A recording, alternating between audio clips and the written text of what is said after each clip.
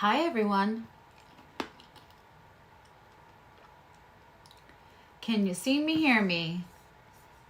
My computer is saying no.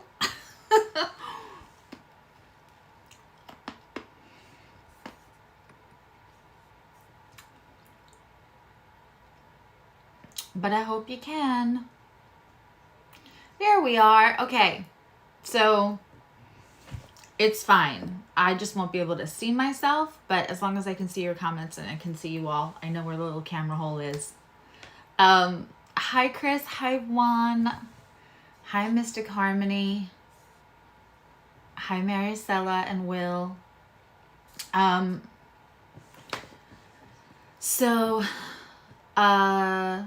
everybody doing? Are you all feeling better after like a little while after the new moon? Although, in the last 24, 36 hours, we had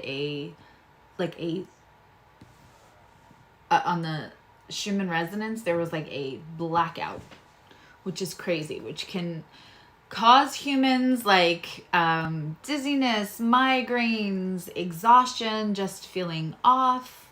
So I'm wondering how everyone else is feeling. Let me know. Hi, Dolly. This is a place to like give your feedback, and it's the sanity checker. So where you guys can find out like, oh, I'm not the only one feeling that way. There's a whole bunch of other people feeling that way. So like feel free to, when you come in here on a Friday night, like check in. It's supposed to be a Friday night check-in. So like you guys can talk to other people about how you're feeling and have it be normalized and have the validation of I'm not crazy, that other people are feeling this way. I mean, astrology is real. So the collective transits are going to have an effect on the collective. Speaking of collective transits, and I will probably say this again later, Connie Jo and I are eventually going to do a twin flame, soulmate, karmic, and really taking a deep dive into all of it. We're going to do that series. We might not start it until June. Before we do that, we were both talking about the complexities, and you know that you have all heard me say Venus is going in retrograde in Leo this summer, Neptune's going direct. Like I've said it in private sessions. I'm so sure that I've said it here a few times. The complexity of this summer's transits and astrology is intense. So we have some great things and then like a curveball. So just as you settle into like, oh, things are being revealed, then all of a sudden things will be hidden. For some people, it can be the summer of love. For some people, it's gonna feel like the liberation, the deaths of the status quo of your life that happened during this last eclipse season is eventually going to feel like a renaissance in your life, but then you just have to be aware of how you're going to navigate the energies that none of us can avoid because they are collective energies. So Sunday at 11 a.m. Eastern, we wanted to give you guys like ample time to prep. Because some of it, yes, it's about love, but we're also going to talk about Venus. We're also going to talk about like Venus in your chart, if it's retrograde or not, what Venus's real purpose is, because we both think that there's like some misunderstanding there. It can be generalized, especially with all the social media, everyone talking about Venus. Hi, Tanya. So it'll be Connie, Jo, and I, 11 a.m., different time. I know it's Memorial Day, so I figured if you all went out Saturday, then you can be in your PJs with a cup of coffee with one eye closed, half listening. Hi, Anastasia. On Sunday. And then it'll go private, and then I will edit it and give it an intro and an outro and any other helpful visuals, or because I'll be able to throw like pictures of the charts up for what we're talking about. And then we'll have a live premiere where Connie, Joe, and I will be fully available to you in the chat.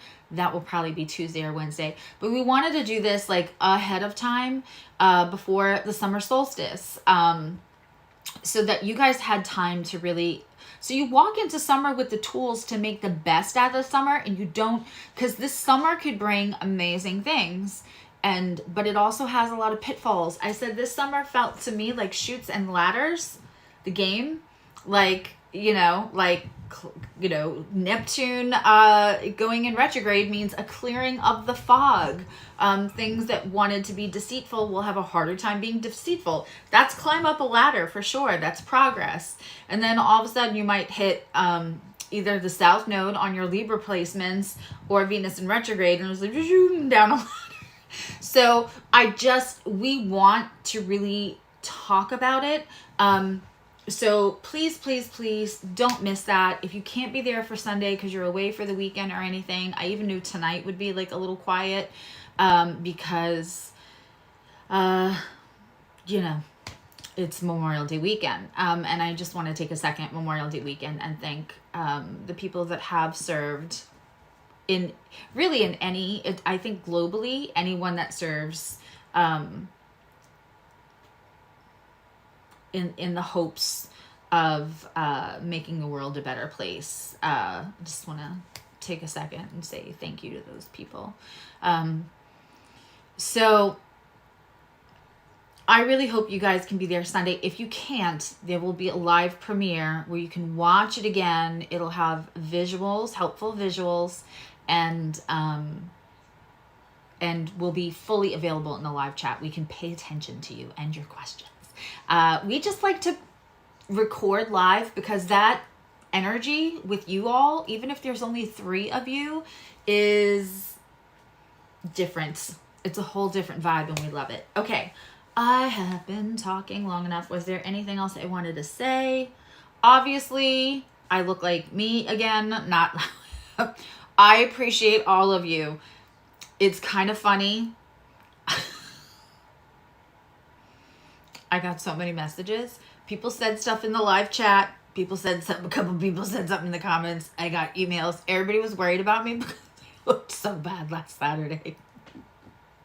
And I get it, but I had choices. I had enough energy to make myself look presentable and not have my hair be crazy and my face swollen and all of that. Or I had enough energy to come be with all of you. And I chose all of you rather than,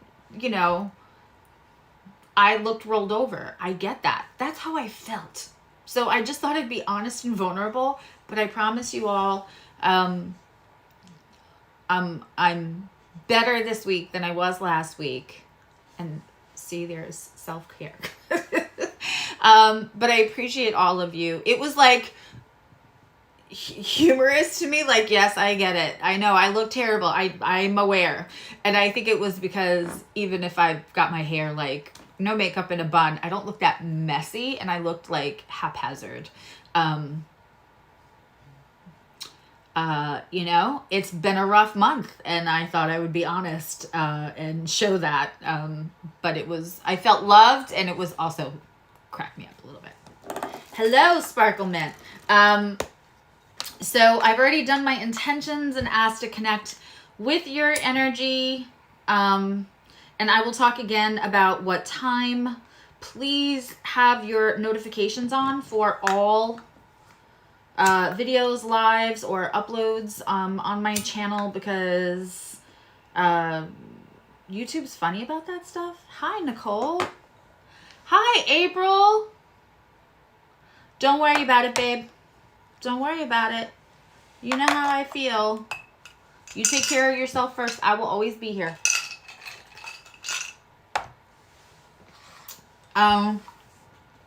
But the wealth of information that you all are going to get on Sunday from that video, I promise, it'll be worth the watch.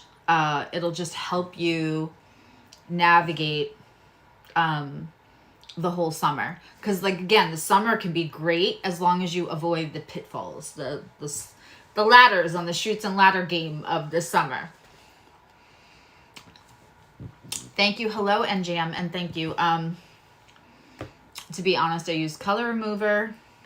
That is all my natural. I haven't done anything to the roots in months, and I'm just, this is what my hair, this is my hair color from when I was little, except for that little streak there. And I'm bored of it. Hi, Venus Cloud. I hate it. I'm bored of it, and I am hoping to have enough energy to follow through on what I actually want to do with the color. As I leave my 30 years of being a progressed Leo sun, I think that's having an effect on, like, I think it's a combination, but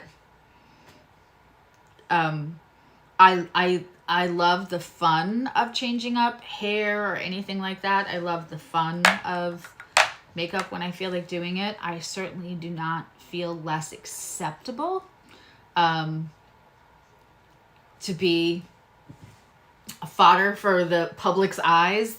If I clearly by last Saturday, and all concerned for how terrible I was. It's not, I swear to God, it was just funny. Hi, Annika. Okay, I think we're ready. All right, we are going to, what is that doing here? We're going to start with Aries, and I am going to start with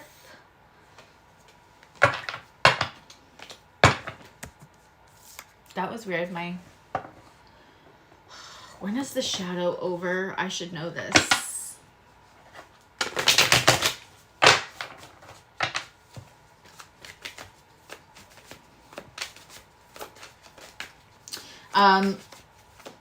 Aries are first house placements. Hey, alien. And, you know, listen, my messages are channeled. If it feels like it fits you, take it, whether it's for your sign or not. And if it's for your sign, and it doesn't feel right for you, then it's not for you. And that's fine. But you can apply this to sun, moon, rising, first house placements, north node. If you like it, I love it. You'll know when something resonates. Don't try to make something fit that doesn't, like it's, a, you know, like the jeans in the back of your closet. So Aries, we have the Hierophant in reverse and the High Priestess. So we have the spiritual power couple presented here. And one is in reverse. And what I feel is really funny to me is these cards, unless, hey, Lil John, unless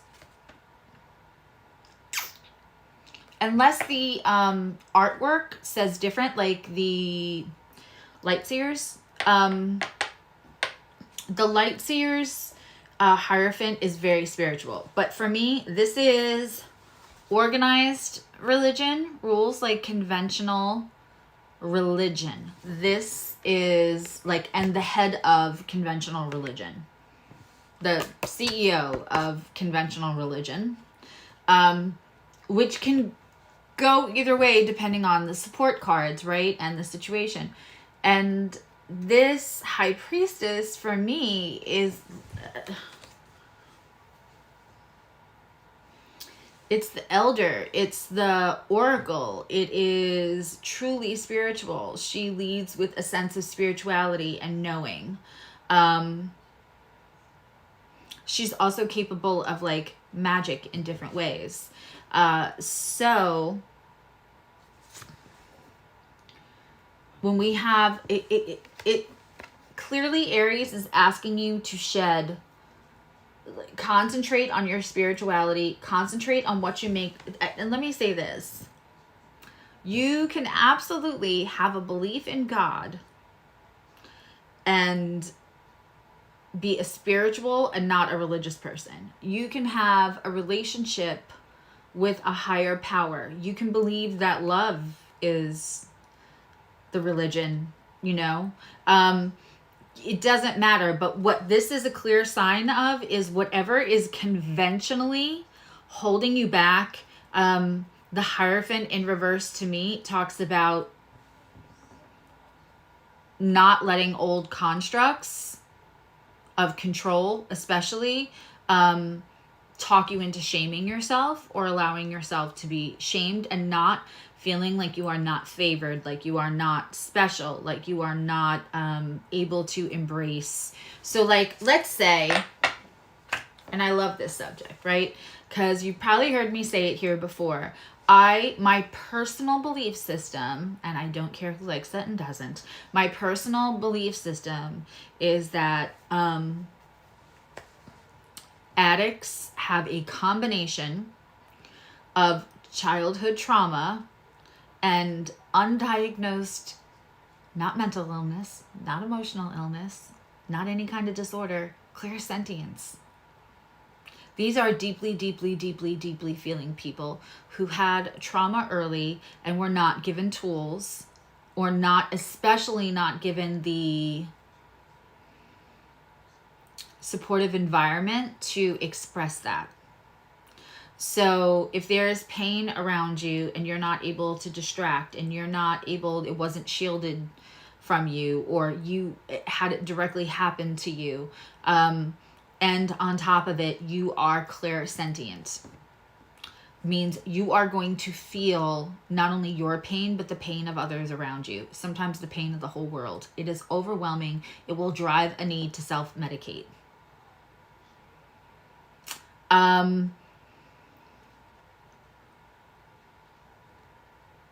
The thing that's hard to convince an addict of is how special and incredible they are, or how incredibly gifted they are. Hi, Shorty and Gibbs and Cece. It is so hard to convince them of how special they are because they are wrapped in the shame. They are so wrapped in shame. And what helps support that shame, hi Nicole, hi Monique, is those conventional platitudes of, if you don't live to this specific written moral code, written by men, not gods, there's a middleman there interpreting and writing things down. I could give you the 10 Commandments if you like, but the Bible is written by men. Ta-da! So constructs and rules of morality, when it was okay to stone somebody to death, when it was okay to like kill babies, when it was okay to like, and I don't mean women's reproductive health. I mean like, if there was thought that there was a curse, or, horrible atrocities while talking about moral high ground, to me is the height of hypocrisy, right? And sometimes we could look around today and it's not that much different. Boy, did this take a left turn. However, all of my first house Aries energies, and even if you're just here and your guides took you to this message, do not let other people's decision making that supports their moral power, their moral right, even if in all other ways they act immorally, shame you into not recognizing how fucking special you are, and how gifted you are, and how amazing you are, and how feeling and loving. I'm sorry, but if you have clairsentient gifts, and you feel other people's pain so much that something inside of you needs to self-medicate because it's too much, guess what? Your brain, this is science, the brain will do what the brain has to do to keep you safe, including keeping you alive. So this to me is a very clear, straight out the gate, we are not messing around tonight, message that the shame that other people will try to make you feel.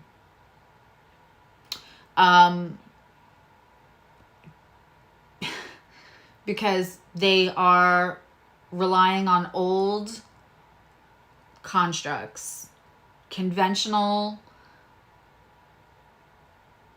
perceptions, right? Social acceptance that are all really kind of bullshit. That has zero to do with how special you are, how gifted you are. And the reason why it matters whether you're gifted is so that you can trust yourself. Right? Because if you let the shame that's handed to you, especially when it's handed to you early, make you feel like you are a less valuable member of society, of your family, that you are less valuable, then it's hard not to doubt yourself. It's hard, you feel like, well, I have all these decisions behind me that have hurt me, hurt other people, what have you. Those decisions were made out of your brain telling you to keep yourself safe, to self-medicate, to not take on all of the pain that you could feel, the trauma that was just too much to handle. And often when the trauma is inflicted by the same people that are supposed to keep you safe, high Saturn Mer, and not only keep you safe, but the only people that you have to depend on when you are younger for shelter, roof. I mean, when we talk safety, we don't just mean emotional safety. We mean when you're younger, right? So what you will do is you will just acclimate. You'll just acclimate. And then later on in life, you will continually look for situations where you have a basic sense of security, and you will take the shame that's, dependent. You will take the emotional, mental abuse that's dependent on you having that basic, because they'll accept you. And aren't they the real MVPs? Because, with all of your shame and all of your faults and all of your self-medication and all of your tripping and falling down in life, they're willing to house you and foster a relationship with you. That's what shame will get you thinking. That's why I have a fuck shame platform. Fuck shame. Failure is not your problem. Right? Shame.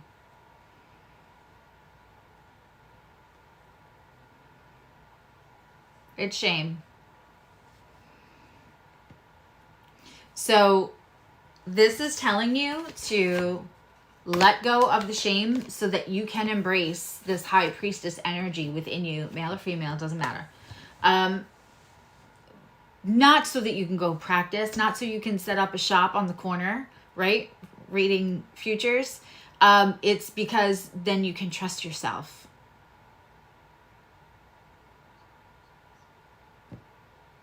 If all, when you're not in parasympathetic mode, when your nervous system has been so ravaged so young that your buffer for fight or flight is so small, it takes very little. You're not weak. You're not fragile. That is science. Your body is trying to comply to keep you alive, and at the same time keeping you in a survival mode instead of a thriving mode. This is telling you that you can trust yourself so that when you walk into situations, your nervous system just doesn't go to hell in a handbasket, because you feel like if something feels unsafe, if someone feels unsafe, if something doesn't feel right, but everyone else is telling you to do it, and you feel like you have to listen to them because you owe them, because they're kind enough to actually love you or pretend to love you, even if they treat you terrible, that's a problem. But if we can learn to trust ourselves, that's why this is so important, right? The high priestess would seem otherwise like it has very little meaning for a collective at large. Not everybody's trying to do this. Not everybody's trying to read tarot or get messages, right? But it is important for everybody, because you need to trust yourself and not listen to the voice that says you do everything wrong. Listen to all the other people that don't have your best interests, because you're going to do everything wrong anyway. Hi, Odette.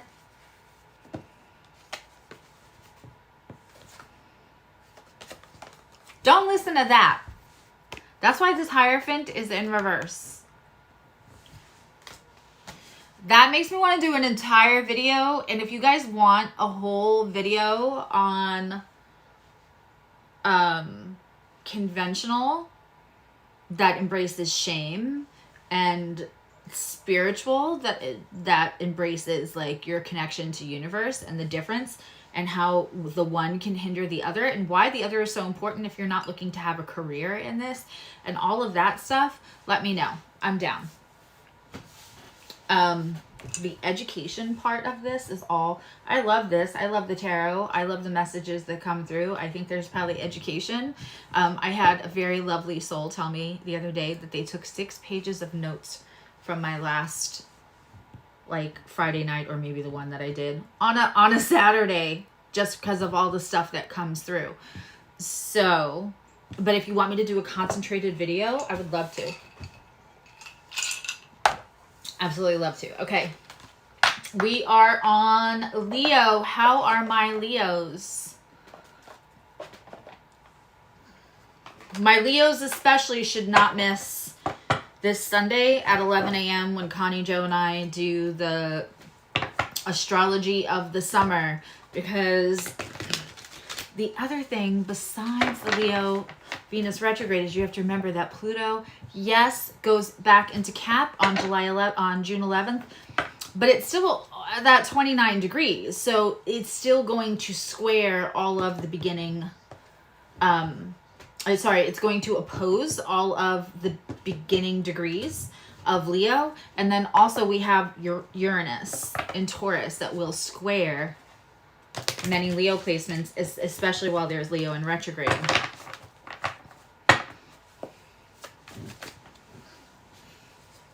So when you get hit with surprises, you want to know how to use your discernment about what all that glitters is not gold. We're going to get into it, but especially if you have Leo placements, if you have any fixed energy, if you have fire placements, oh my God. You know, and also Libras, like anybody, because you're all going to, everybody, no one's immune to feeling this astrology. And we can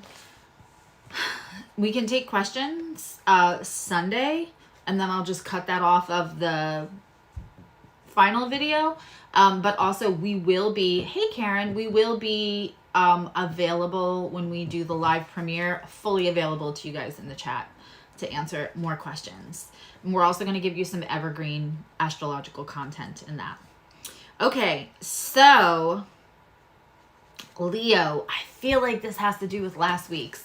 You have, in this order, the 8 of Wands, lots of communication, but from somebody who used to be a love bomber. Now, when I get, you all know how I feel about this card. Not a big fan of the Knight of Cups. I'm not. I know some people love him. I don't. I think he's a love bomber.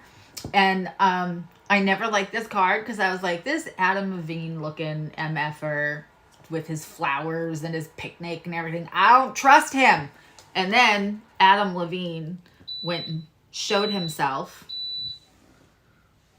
Okay, that's just my air cleaner going off. Went and showed himself, and I felt like, see, I knew I couldn't trust this dude. Now, because he's full of shit, right? He just needs the ego stroke of being responded to, how good he is at dropping the love bombs, right? And I've talked about, there was a video, I should like repost it on my TikTok, but this girl, and she reminds me of a younger me. Hey, Heather. She reminds me of a younger me, like in my 30s and even early 40s, when she's like, I am the easiest person to love bomb because you could know me for like 2 days and be like, oh my God, you're so amazing. Where have you been all my life? You're so great. And I'm like, that's what I'm trying to tell y'all. Like, good on you, bruh, for figuring it out in 2 days. Like, so when the love bomber comes along and you feel like you're such a giver and you want to like be so loyal and fun and smart and all that, and like so somebody's just appreciating me, right? But this love bombing is not sincere. So when he comes like this in reverse, this is the I don't want no scrub. This is no more scrubs. This particular card, we are on Leo, Heather. This particular card in reverse is the no scrubs card. So it is very interesting that we have the Eight of Wands with this. Now, I gotta tell you, I feel a split. So for some of you, you are getting a bunch of communication from somebody that prior to what just ran us all over and the eclipse season and everything else, you might have entertained it. You might have been like, good on you, bruh, for getting it. Yeah, you're amazing. I'm amazing. Let's do this, right? Like 6 months ago, a year ago, you know, you would have been like, yes, let's just go be in love together. Like, I feel the same way. I know it's been 3 days, but like, we're connecting, right? And that's all about connection. You know, when everything became all about connection, it was like it was the best of times. It was the worst of times. Because then also people, and I will say this to the day I die, the first skill that we all learn very early without realizing we're learning it is masking. We want to be the best sibling. We want to be the best child. We want to be the best student. We want our friends to like us. So we learn how to mask. What does this person find acceptable and not acceptable? Let me do that thing and not the other thing. Even if I really want to do the other thing and I feel like I am the other thing, I'm not going to do it and I'm going to pretend not to be it. Right? Because I like the love. The love is much better than being who I am. Because the not love part, that's terrible. So, if I cannot be fully who I am and be the favorite of whatever and have the love, then we'll just mask. So, I mean, by the time we're 3 or 4, we literally start to mask. We start to learn how to get what we want, all of it. How do you get that cookie at 8 o'clock at night? I mean, tell me a 3-year-old that doesn't understand the skill of getting the cookie at 8 o'clock at night, how to ask, right? So masking is something that, but some people get a PhD in masking by the time they're like 14-year-olds. And, right? And some of us are bad at it.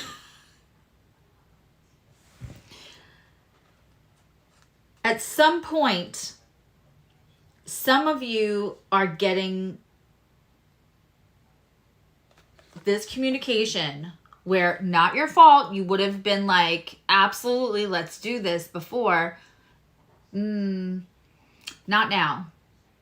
You're like, we are not accepting love bomb. Now, there's another side of you. There's another collective in here that, and I do feel like it's pretty evenly split, where Leo, you're going to get a whole bunch of communication from somebody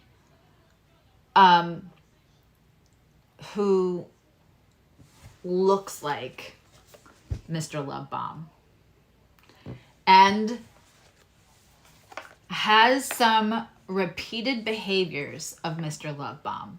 Of Mr. You know, the I don't want no scrub, Adam Levine, shady MFer, right?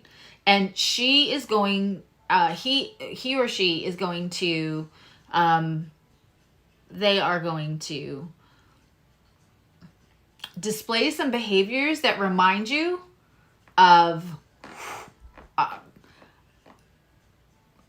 you know, Mr. and Mrs. Love Bomber. And so the thing is I don't think that this person is a love bomber.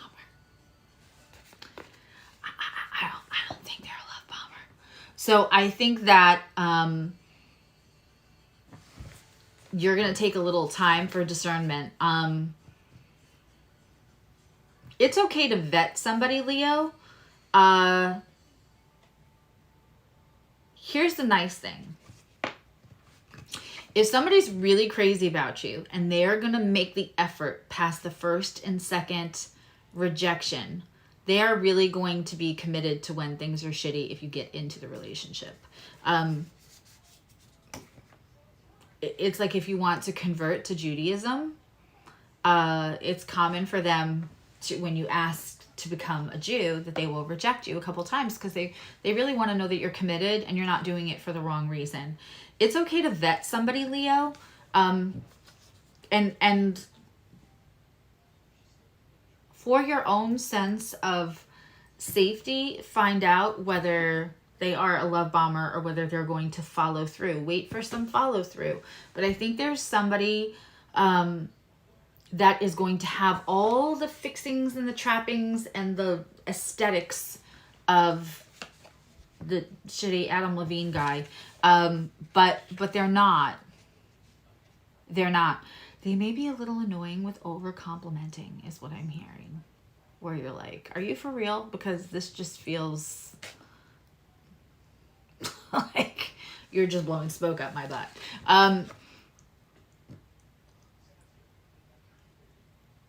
For some of you, this is going to be the place where you no longer accept love bombing, and it really shifts everything for you in a really healthy way. And for the other half of you, it's okay to take your time to vet this person, but their insecurities are having them like doing the most, and the doing the most makes them look and feel sus, but they are genuine. That was a lot off of 2 cards. Okay, we are on Sagittarius. Hi Danny, hi Jacqueline, hi Maya.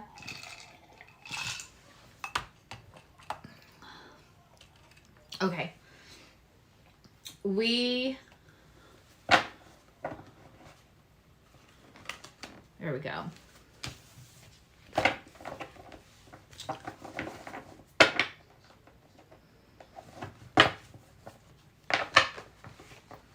Also, if when I was talking about the Schumann resonance, if you want to follow somebody who does that, like I only know when I'm not going and looking and researching.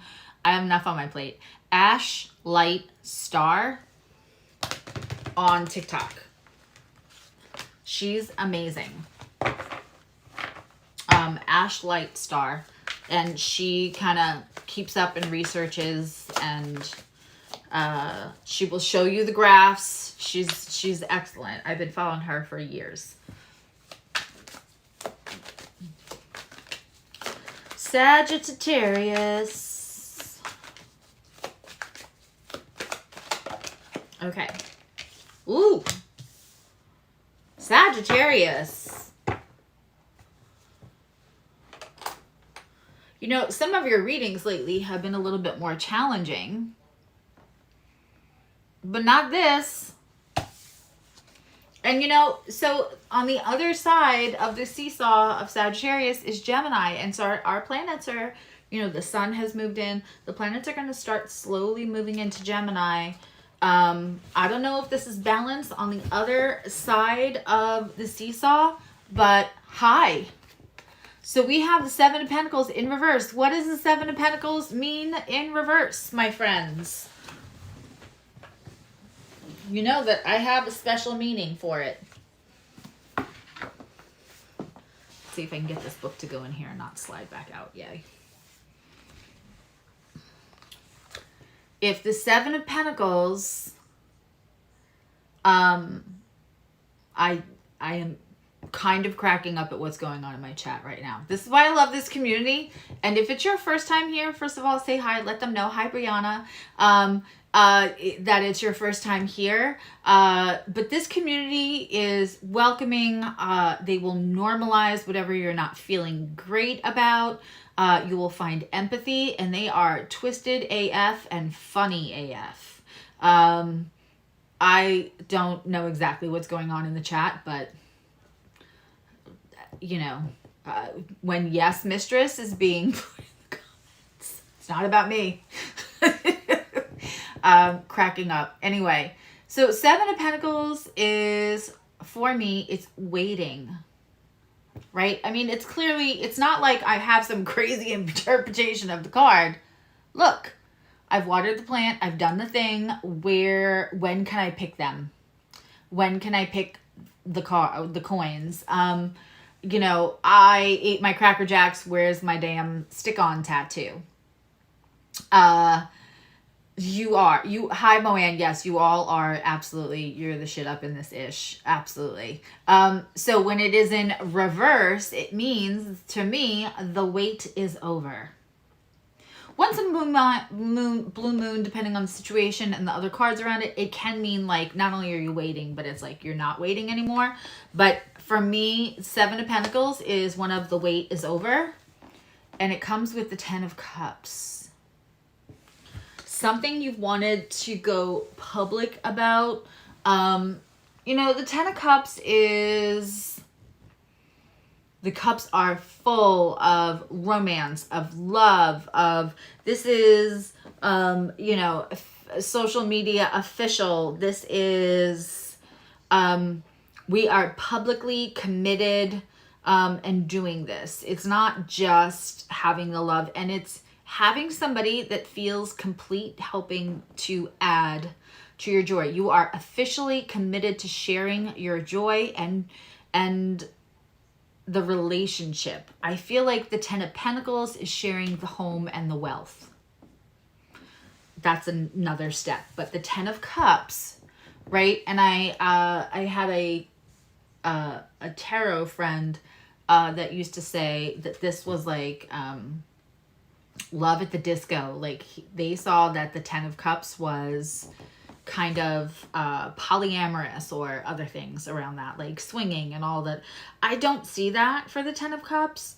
But what I see is it's more of an unconventional of, maybe it's not sharing the home or sharing a marriage license or any of that, but it's sharing the love. And I love these cards because they are celebration of every kind of love, every kind of gender, and every kind of every flavor and shade of human. But this 10 of Cups is, they are waving to the world. Like, hi, we are here. We're a couple. And again, this is like, this could be, for me, the 10 of Cups is taking the flirtation and the 4-hour conversations at night through the DMs or on the phone or whatever to a public, oh, that's my girlfriend, that's my boyfriend, this is my fiance, this is my partner, however it is. You're willing to stand there with embracing each other and wave to the world. So for me, Sagittarius, it doesn't have to be about a romantic love, but this is something that you've worked on. It could also be like a project that you have been waiting on being able to take publicly, like that it's ready, that you needed a partner that was ready. Because this 10 of Cups is gorgeous, and this is publicly celebrating a thing that you love, or a person that you love, or a family that you love, a project that you love, a business partnership that you love, but it is taking it official and taking it public. I am loving that for you, just for Sagittarius, especially because Sagittarius has not, they've had some challenging reads. I think when all the stuff was in Aries, and you know, first we had Pisces squaring all the Sag placements. You had the Gemini, Mars opposing for forever. And then, you know, stuff in Aries got a little cantankerous there for a bit. And then you had the 29-degree eclipse in Aries also trining Sagittarius. So Sagittarius, while you're not hearing Sagittarius in everybody's astrology forecasts or in everybody's like astrological news, you're still getting hit through aspect.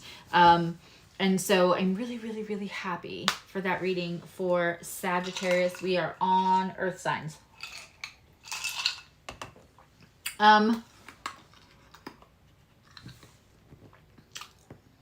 Yeah, okay. Yes, I absolutely just had a conversation in my head with myself. Taurus, how are you doing?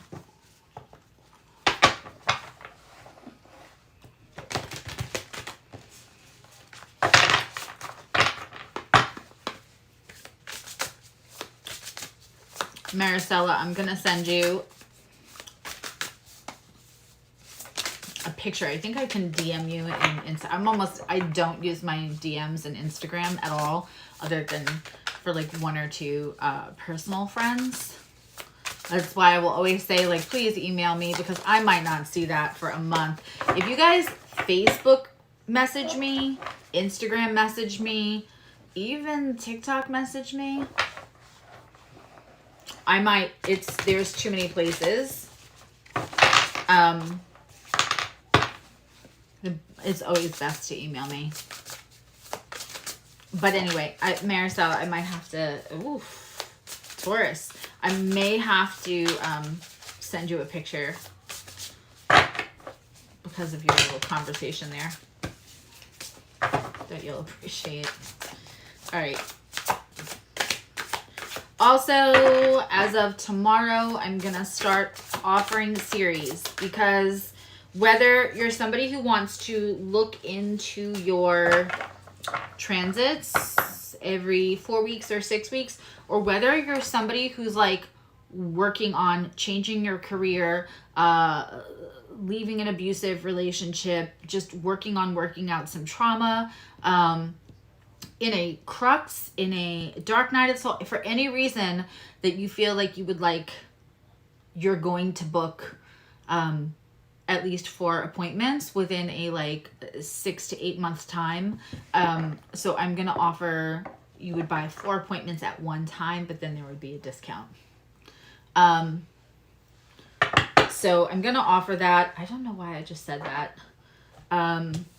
Because there are people that are currently working, and you know, you may not need to see me. I don't believe in like dependence on somebody. If you want to check into like financials and stuff like that, that astrologers can see, that's different. But I don't want you to feel like you can't make decisions without me, or that, you know, I want to empower you to have the tools so that you kind of don't need me, in a sense of security about yourself. But sometimes we just go through things where we need support more. So I want to maybe put a discount on people who are booking appointments, you know, close together, because they're going through something.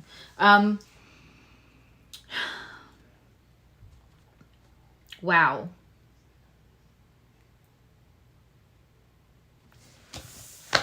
Taurus. You have the Sun and the King of Cups.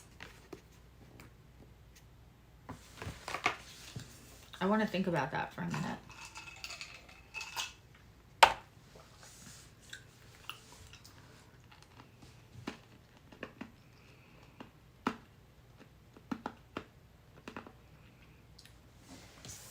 This is my star tarot.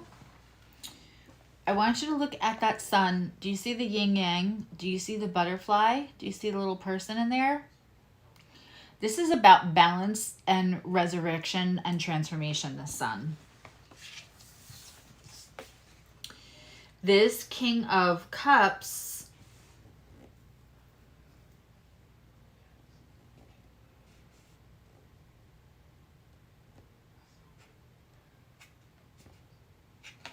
almost like he's also got a yin yang with the dolphins, and he's like holding a giant pentacle, right?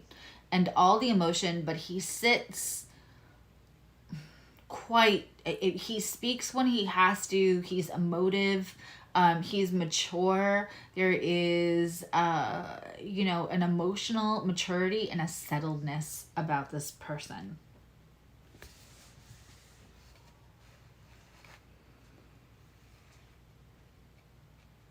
For Taurus and second house placements, I got to say that it really feels like this isn't about a King of Cups coming in. This feels like your balance and like Taurus, it feels like you just, okay. I would dial numbers just to listen to your breath. And I would stand inside it and hold the hands. I would stand inside my hell and hold the hand of death. That's what I just heard. This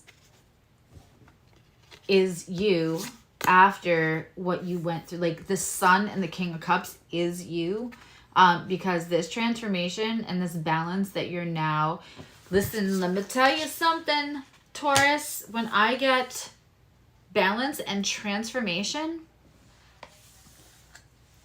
for you, you know how hard it is for a Taurus? It is. Taurus is like, you know, sometimes I do this meditation for people who need to be grounded. Water signs. Air. Right? Fire. But so sometimes and I feel ungrounded sometimes, right? So there's a meditation I do where when you have your feet, actually I think I did this with one of you that's in the chat right now, but you get your feet on the ground like barefoot and the vines come, and kind of like make sandals, right? So that you are so one with the earth. You are so grounded that these beautiful flowered vines come up and become one with your feet, with your legs, with your extremities, with part of you. And it feels good and calm. It doesn't feel like you're being, you know, trapped by the earth. It feels really, really great. Taurus is like that all the time. Hey, Erica. Taurus is like that all the time. Very, very grounded. Very, very connected to the earth. Almost like, now I said, you notice right away, as a cardinal water sign that wants to move, with an Aries moon that wants to move, and a Gemini Mercury running my entire chart that wants to be constantly doing things, right? And even my earth is mutable earth. The first thing I made a caveat for is that, you know, when those vines wrap around you and when you're being grounded, it doesn't feel like you're trapped. The thing is, this Taurus is fine. Like, okay, we have to stay here now. Oh, the vines are around my legs. Sorry, guys. Gotta stay put. Look at this beautiful moss sandal that I've grown now. Can't go anywhere. Can't move. Taurus would be fine with that. Taurus would be vibing. Like, I'm gonna sit right here and be one with the earth. Taurus does not love the change. It is fixed earth. When I get a card that tells me that there is tons of transformation and balance, spiritual balance that you achieved, I know that you walked through hell and held the hand of death. I mean, butterflies are a symbol of, that's why people say, oh, like when somebody dies, they see butterflies, because butterflies are a symbol of death, of the new soul that is reborn and regenerated after, you know, the death of the caterpillar. It's not really the death of the caterpillar, but it's a sign of transformation, right? That's why people get butterflies is one of the most tattooed things, right? This transformation coming out for Taurus means I know you went through hell and I am so proud of you, but now you get this. You get an emotional maturity you didn't have before, and it feels good. The lightness is coming. I wish I could tell you Uranus was leaving your sign, but it's not for a while. But the nodes are leaving. You have no more full moons in your sign. You have no more eclipses. What's the next eclipse? I think the next full moon should be, right? It should be Sag, full moon in Sag next. So that is all wonderful. So there is some lightening up in Taurus, but you get to celebrate, you get to be happy, you get to feel lighter because you did, like, please celebrate whatever, just, there's death, but there's supposed to also be the transformation that comes after death right now for you. And the thing is that I am very sure for the Tauruses that I'm talking to, second house placements, Taurus North Node, whatever, wherever or even if you're not and it just resonates. This is not your first dance with death. This is not your first dance with loss, but it's a new version of you handling it. Yeah, full moon in Sag, June 4th.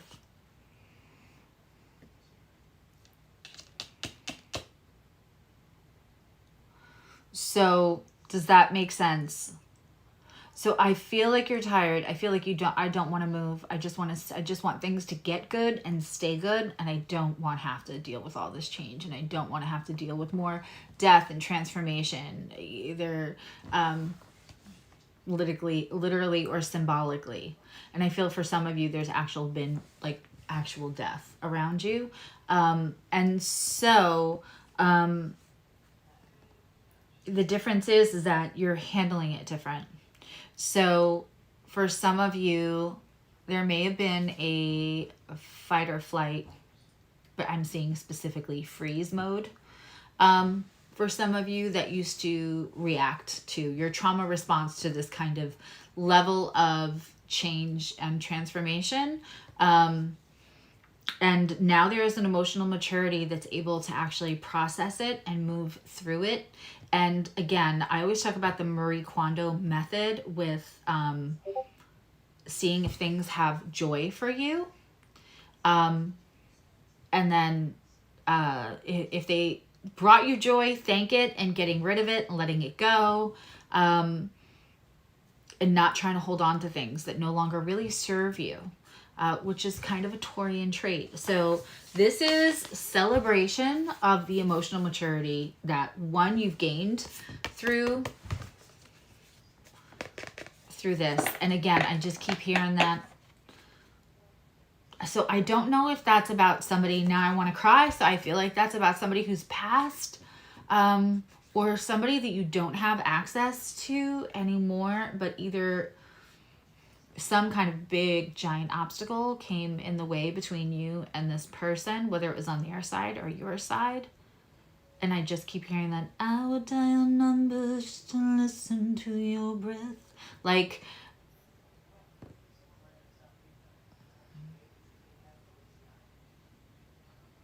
one way or another, they're unreachable. And there used to be blame, shame, or a feeling of, I don't want to say desperation, but a feeling of anxiety around, like, I have to fix that. I have to make it better. It has to come back. I need that back. That was my security. That was when I learned this about myself. That was associating it with what was good about you when you were back in that time with that person that is now unavailable to you, whether they died an actual physical death or they're just unavailable to you for whatever reason. And if that speaks to you, I want you to think about what you learned in that relationship and the good parts of that relationship. And I want you to take those memories and think about holding them in your hand and then putting it up against your heart and thanking it for all the joy and then releasing it, Taurus. That seemed really, really, really, really important right now. I don't know who that was for. Might have only been for one of two of you, but that was for somebody. Okay, Virgo, let's go. Let's do these guys for Virgo.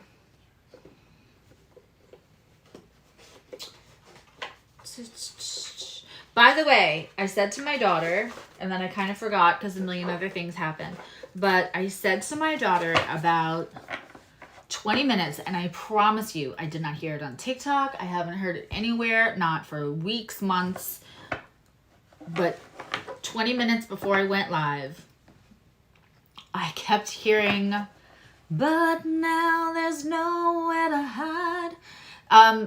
I kept hearing hopelessly devoted to you. And I just sang that line only because when I said the title to her, she's 24, she was like, what song is that? And then I sang that line, and then she knew what song I was talking about. But I kept hearing the line of, and this is 20 minutes straight, didn't know why it was in my head, but almost like a radio. So I know that is spirit. So this is for somebody who's watching, but I didn't feel like I should say it right away because I didn't feel like they were here yet.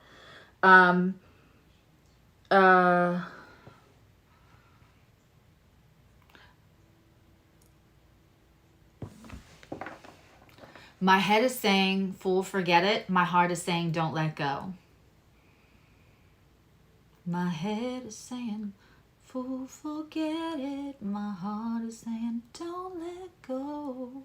Hold on to the end. That's what I intend to do. Yeah.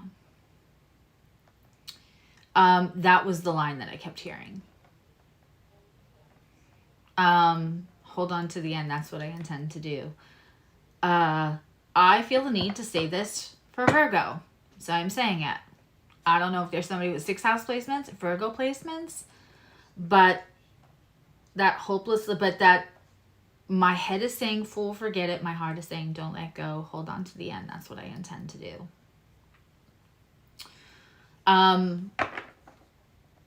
That is for someone. Oof.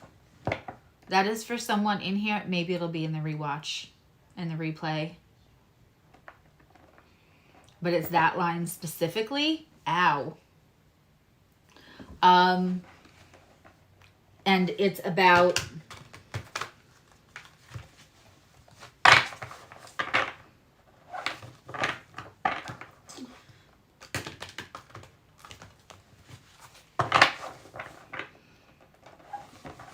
the fact that you feel something spiritually for a connection. It doesn't even have to be romantic. It could be a friendship for some of you.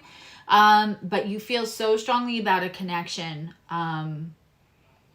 that you doubt everything about the logic of the situation says you're being a fool. But there's some part of you that feels like it's wrong to let go. And I just want to invite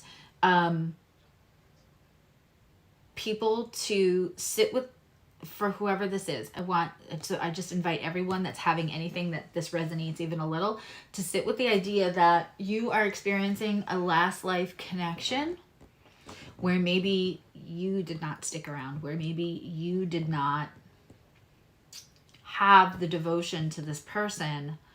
And that imprint in the connection makes you feel like you have to persevere no matter what situation is thrown at you between you and this person or their behavior or whatever it is. Even though logically you feel like if I said this to anyone else, they would be like, why are you putting any effort into this? Why are you still holding on to this connection? No one else is coming in because you can't let go of them. Something around that. But I want you to sit with the idea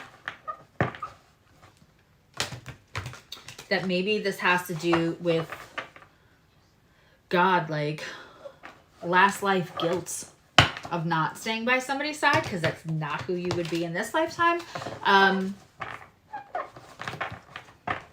And just sit with it and ask your guides if it's in everyone's highest good. If it's in everyone's highest good, can we just let go of that? Can I resolve any feelings of guilt or connection that no longer serves me with this person or any person?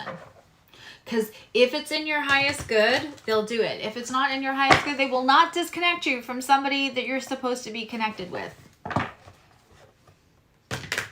What if they just disconnect you from the shame or the guilt, but don't disconnect you to the person? Trust your guides. Trust them.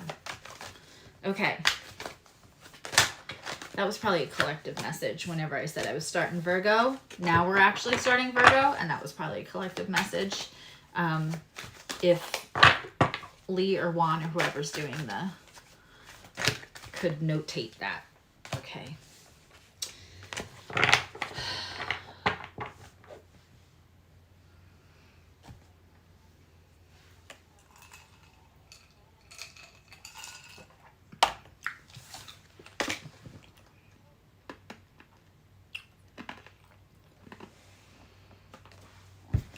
Five of Swords. Now, I have such an interesting, complex relationship with this card.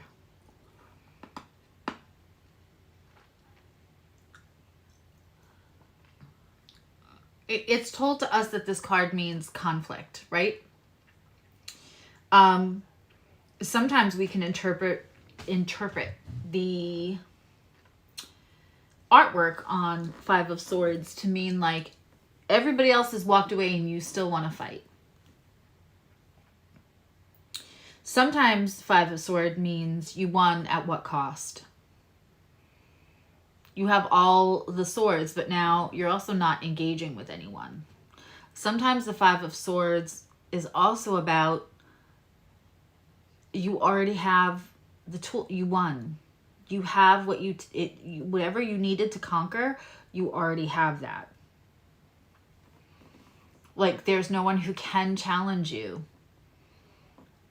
Right? This is a very complex card. I think it's just so much more complex than it appears on the surface.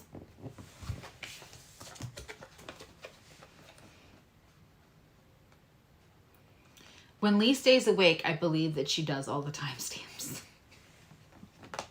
I just wanted to make sure that that was a collective message, a channeled song. And hopefully now I won't hear it on loop. I have my own little radio station in my head, and unless I get the message to whoever it belongs to, it's like a station you can't turn off. Not that I don't like that song, but I don't want to hear it on loop for 24 hours or 48 hours. We also have the Prince of Wands here with Virgo.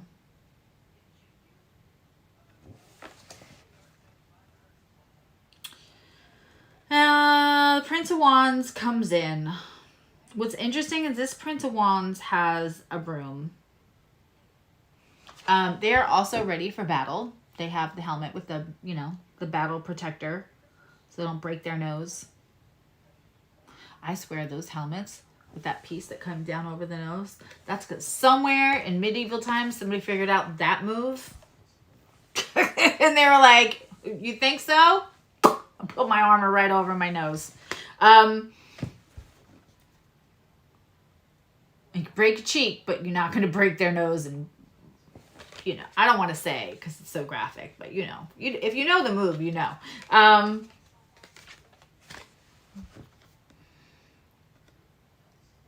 This King of Wands is in midair rushing now. I honestly think so hard, Virgo. There is no fight left. There is no fight left. However, there is somebody in your midst, Virgo, that is insisting there is still stuff to clean up. That they are going to come in, they're going to help you clean up the mess when there's no mess left. There's no fight left. There's no drama left. It's done. But this person is perpetuating it. They're keeping it going. I feel like you know what I'm talking about because I want to lay down and take a nap with just as soon as I got to these two cards. I'm just going to take a second and universe, spirits, and guides, I call back all of my power to me now from anyone using it with or without my permission, and I release all energy that is not mine to carry, and we send it back to its original owner with love and light. Woo! For sure. There has been some kind of conflict or whatever, but it's really over, but somebody else is insisting. Look at the broom. It's like they're more comfortable when you're still fighting. I would assume that's because this person doesn't want you concentrating on whatever kind of hot mess they bring to your life. So they're going to help you clean up this when it's already done. I would love for any Virgo or sixth house placements to tell me if that resonates, because I am feeling that so strong. And they come in like, I'm coming to save you. I've got this. We'll clean this up. But they are perpetuating. They are continuing. Hey, sweet girl.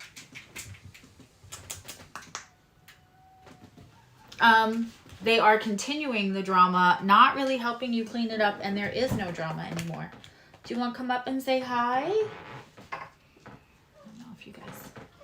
Yeah, I know, but you have to come over here so I can get you.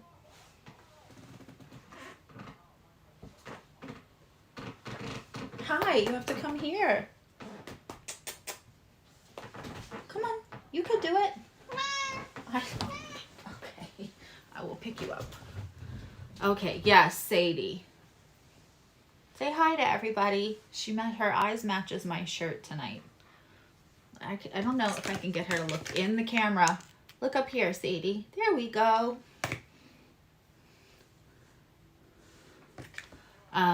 Let's see if I can...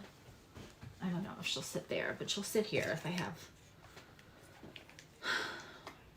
Emily's like, do you want me to bring her in and put her? I said, no, she will find me. Okay, I'm going to put it in here, okay? Let's try this. Sorry, guys.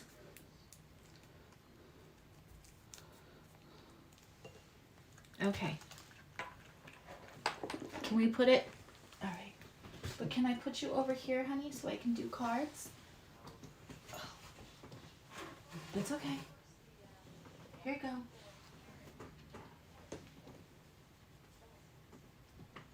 Here you go. Okay. You can sit. That's okay. I don't know. I feel like she does not trust that hammock. She doesn't trust a lot of things. I want to find somebody that helps me to do, like how could I do a chart rectification on a cat that I don't even know how old she is. They have a guesstimated, oh my God, she ate that in 2 seconds. They have a guesstimated age, but that's it. But I'm wondering with like the day we found her, when she got sick and when she got better.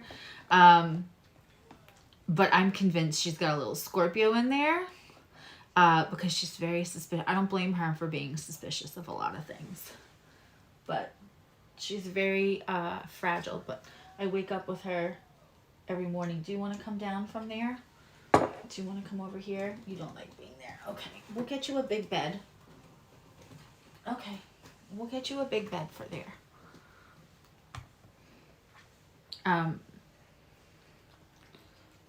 But we're doing all kinds of things now that are signs of much better psychological health that I won't mention on here because some of them are kind of gross, but they're, let's just say cats are very meticulous.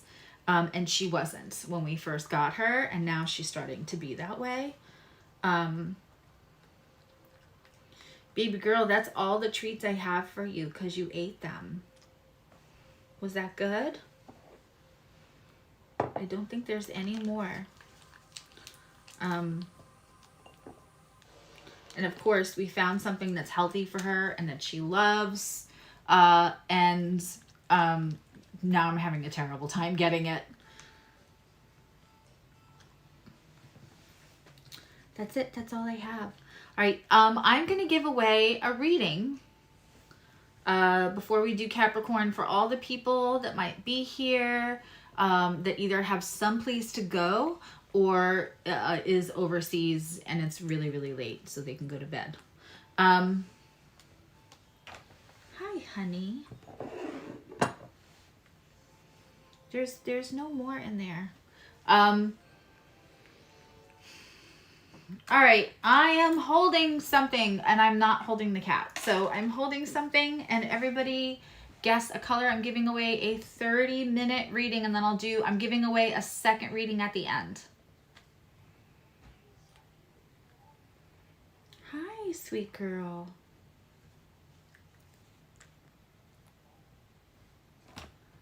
So I am holding something. Oh, don't put your face in there, honey. That's okay.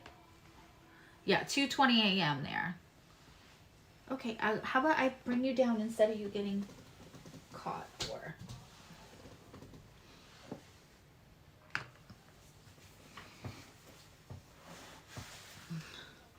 I don't see it yet.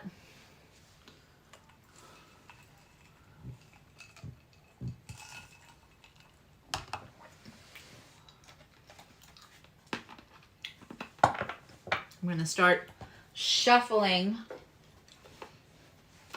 for Capricorn. It's not lilac. It's not lilac, but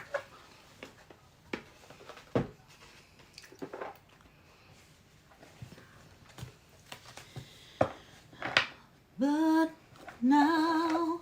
Hi, Meredith. It's not a paperclip.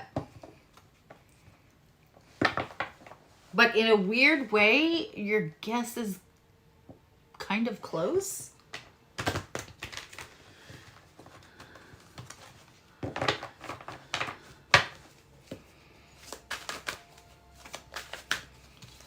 There's nowhere to hide. Shorty, it's gold.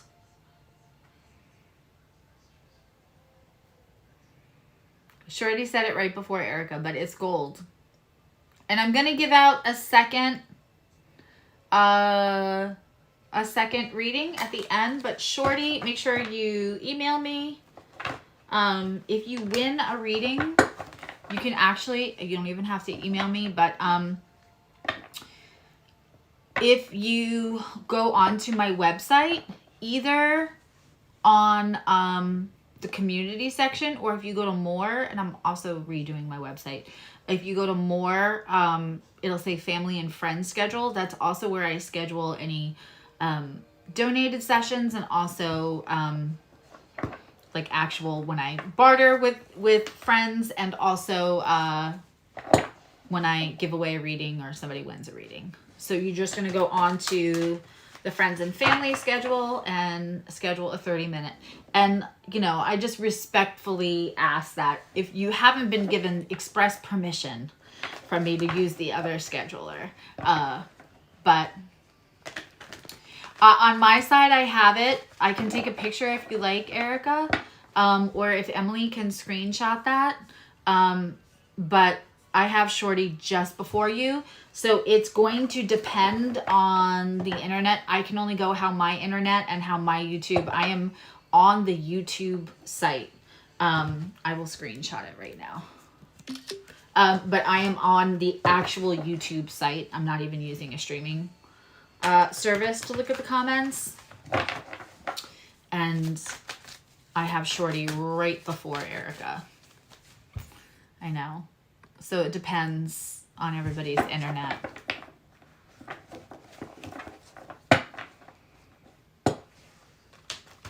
Okay, guys, if you're watching, make sure you pull the little thing all the way up, because I see some people guessing colors still, which means you might be behind on the watching. Okay, Capricorn or 10th house placements. Okay. Wow. The 5 of Wands in reverse. Inner conflict coming to an end, Capricorn. And then we have a 6 of Cups. This is a really beautiful 6 of Cups, but she is lovingly and yearningly looking at her reflection. I don't know if you can see it. These cards are actually a little worn down. I want to say this is my 4th or 5th deck that I ever got. I got a Rider-Waite. I still have those. And I got the Ethereal deck next. And then I got a deck of like the spirit animals, and I just could not resonate with it. I gave it that one away. And then I got a Kiro Marchetti. I think I got like the Terra Royale or whatever that is. And then I got this one. So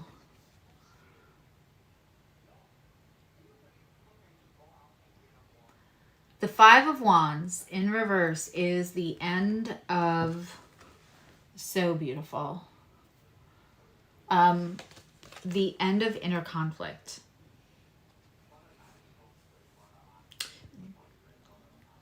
There has been something like,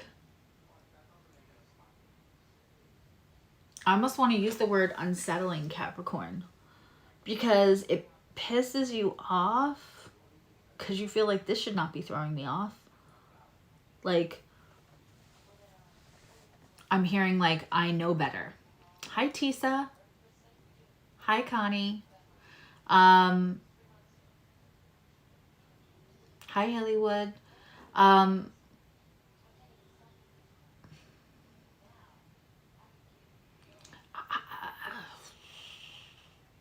The inner conflict. So there's an external conflict with this Capricorn.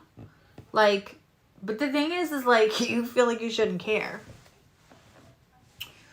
Like, yes, there is an outer conflict, but the inner conflict part is like, why do I care? Why am I letting this bother me? You're more annoyed at yourself for letting it get your attention, your energy, distract you from things, than you are with the actual person or situation.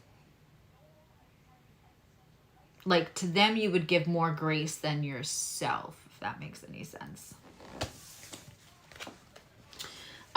With that, we have this beautiful Six of Cups, or Six of Water. And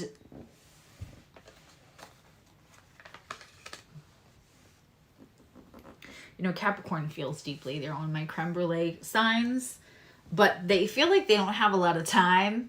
Time is really a very big subject, right? And it's a big factor. We're like, I tend to be late for stuff, obviously. And also I have a Pisces North Node, and I have some astrological placements that just help me to embrace the whole time is fluid thing. Capricorns have a little harder time. Connie Jo is Capricorn. She's never late for anything. If she's late for something, I know that there's like, you know, some kind of chaotic circus going on, that she literally is late for anything ever. Capricorns are very aware of time. And so if they are wasting or giving their time to something, they feel like it better be worthwhile. There better be like, you know, fruit to pick from that tree that they're fucking watering. There's been enough of, okay, why is this driving me? Why do I even care? I shouldn't be giving this to my energy or my attention. Like, enough that that inner conflict can quell finally, because you kind of looked, which, again, Capricorn doesn't really want to take the time to do a whole bunch of inner child healing. They will, and I'm not saying they're not capable of it, but they're like, no, I get it. So now let's focus on now, right? I can't sit in the past. That doesn't help me with what I got going on my plate now. I don't have time.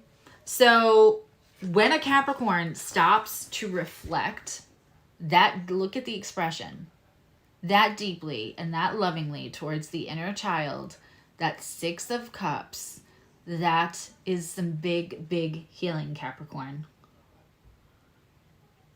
Big, big healing.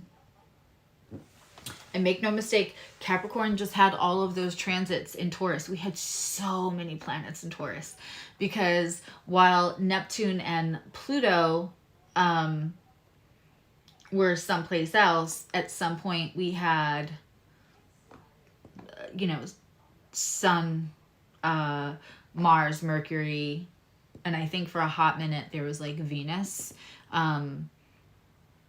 and also Uranus and Jupiter. Like, that's a lot for all the planets to be almost in one sign.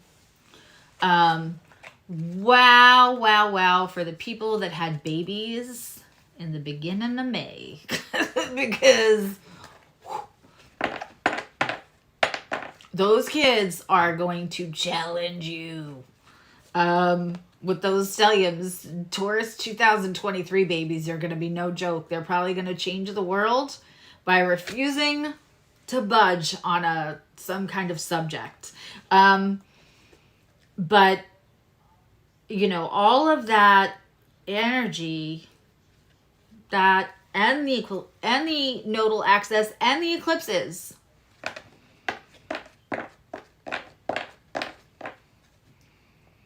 I would say the parents of brand new babies born in early May of 2023, you were picked special to be that child's parent because the nodes and the eclipses. Actually, I have a friend that had a baby born on the eclipse on the 5th. And I just think that I can't wait to get into that chart because that chart's going to be extraordinary. And they are the perfect parent to have an extraordinary kid. But all of that energy, that's a lot, that was all trining Capricorn placements. And it was enough to allow you to take the time. You know what I mean? To like actually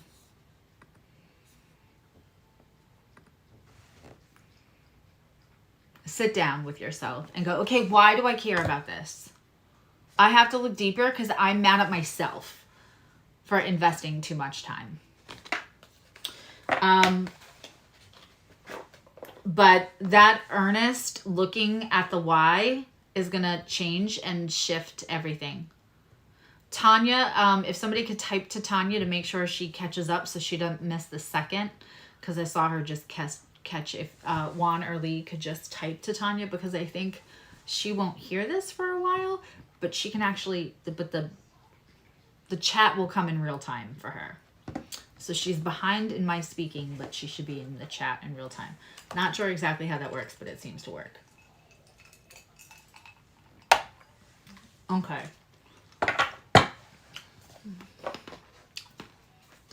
We are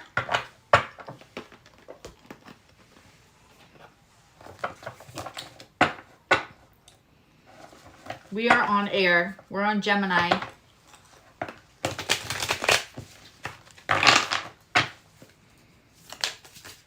How are my Geminis doing? It is Gemini season.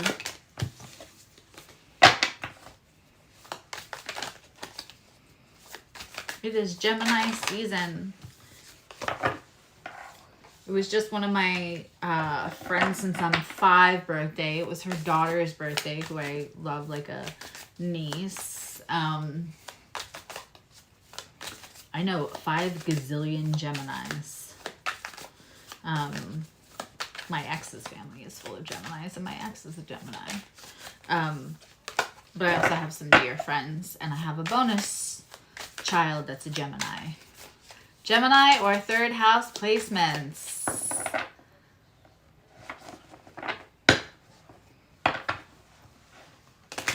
I love Gemini moon. We had a Gemini moon a couple of days ago. I was so productive. Holy cow. Not only do I love Gemini moons as human beings, but I actually love a Gemini moon in the sky because it's sitting on my MC and be like, you know, girl, you better work. It gives me the energy.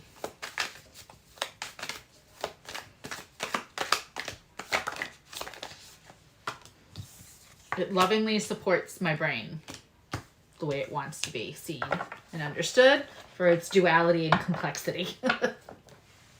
All right, so,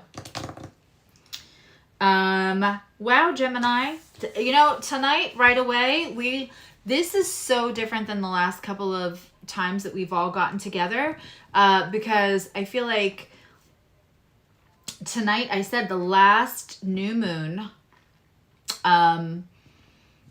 was that last Friday night. We really needed that. We needed a break. There would start to be like a break and a lightening up. And I feel like this, if I was going to name this show, it would be like everybody reaping their rewards. Because it hasn't been as cautionary as it normally is. It really has been about like, this is what you get for going through all of that other stuff.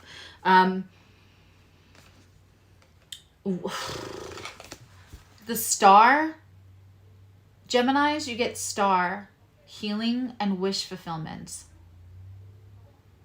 And when the star comes, it is healing that comes without judgment. It's wish fulfillment that it's an air sign, and an air sign that doesn't overly have attachments. So it's that wish fulfillment because you let go of attachments, because you're being supported in every way, and then it comes with the Knight of Pentacles in reverse. Now,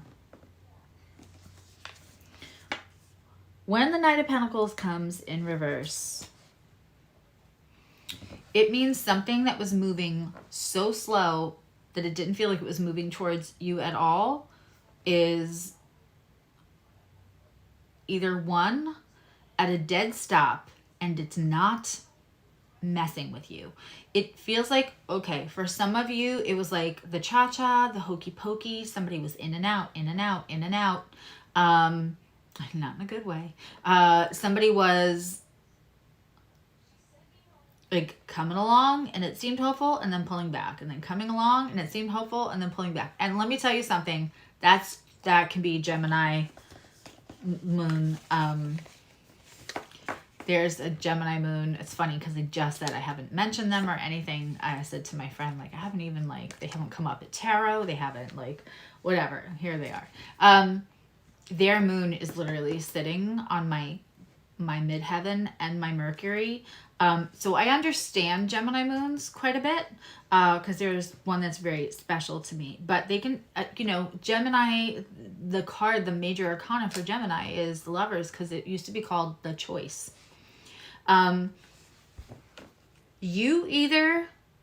This person has stopped going back and forth because they don't want to do that to you anymore, but it actually releases you. Or for some of you, and this is for, like, I want to say, like, just 5 or 6 of you, this is somebody who the wish fulfillment is because the slow going has stopped. Like, I don't think that you felt their approach to you. I don't feel like you could gauge or know when it was coming, and, like, it doesn't have to move slow anymore because it's here. I mean, the wish fulfillment card. But that's only for, like, 5 or 6 of you. For other ones, they're so confused that they might be pulling back. But when you have healing and wish fulfillment, it tells you that you are getting what you want, even though if the timing feels differently. Like, y'all are looking for signs.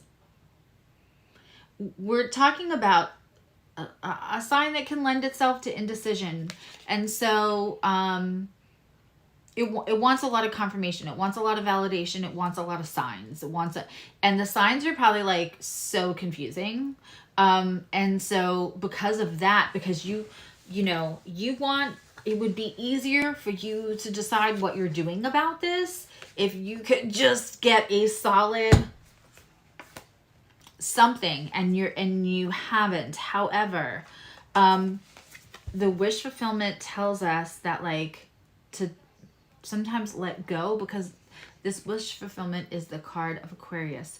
It is the lack of unhealthy attachments that makes Aquarius always confused for cold or aloof. Right?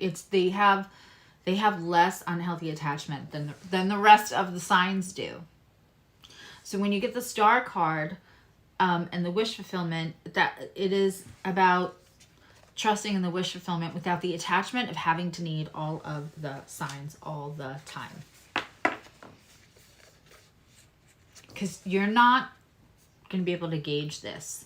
So all you're doing is making yourself crazy instead of just letting it flow. You are just making yourself crazy.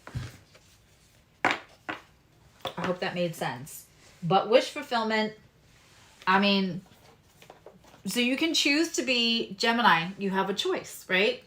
You can choose to be frustrated, annoyed, and focus on waiting for the signs, waiting for the thing to come in, because you feel like there's not enough clarity, or you could focus on the fact that you can just trust in the fact that the wish fulfillment does come and everything will come in its time. But that choice is yours, which way you're going to perceive the same exact situation, because those are very different perceptions. And you can also make room, be gentle with yourself and make room for both. But just don't be in the perspective so much that you make yourself crazy. Hey, Jan. All right, Libras.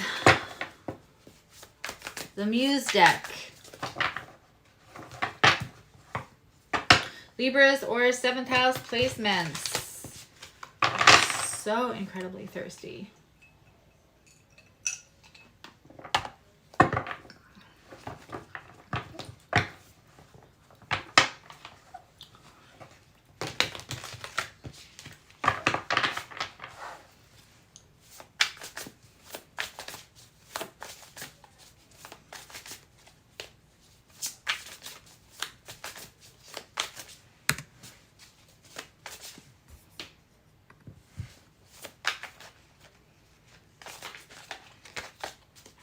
Good, I'm glad you're getting clarifications from the video. Hi, sweet girl. Do you need more water? No, you have water. Okay.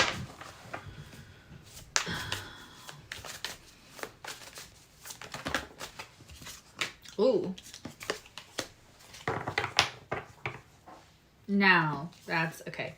So for Libra, we have the World card. Big changes, right? A closing of a huge chapter. That makes sense. I keep saying, Libras, you are all prepping to be in the best condition possible for when that South Node and the nodal axis and the eclipses come to have a party in your sign.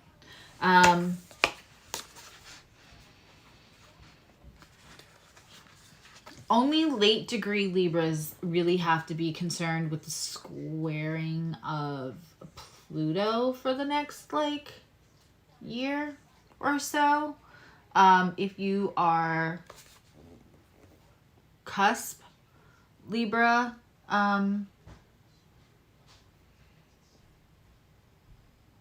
right? Yeah, if you're cusp of Libra and Scorpio, or late Libra, then that's the only time. And I mean late. I mean, if you're 25 or 26, this doesn't apply to you. You would have to be 27, 28, or 29 degrees. Yes, you'll be feeling the Pluto on top of the South Node. And the South Node is going to hit you first while that Venus is in retrograde. Again, Sunday, 11 a.m., Connie, Joe, and I are going to go over the very complex, kind of intense astrology of this summer so that you can navigate it and squeeze the juice out of the good things and say no thank you to the stuff that will come disrupt the good things that the astrology has to offer. There are big changes, and I keep saying that. There may have been some when we see the Wheel of Fortune, a chapter is closing. When we see the World, the whole book has closed. Does that make sense? So there is some changes, which is great. You need that, right? It's also coming with the 8 of Swords. Now, the 8 of Swords for me is a little bit of... It's okay.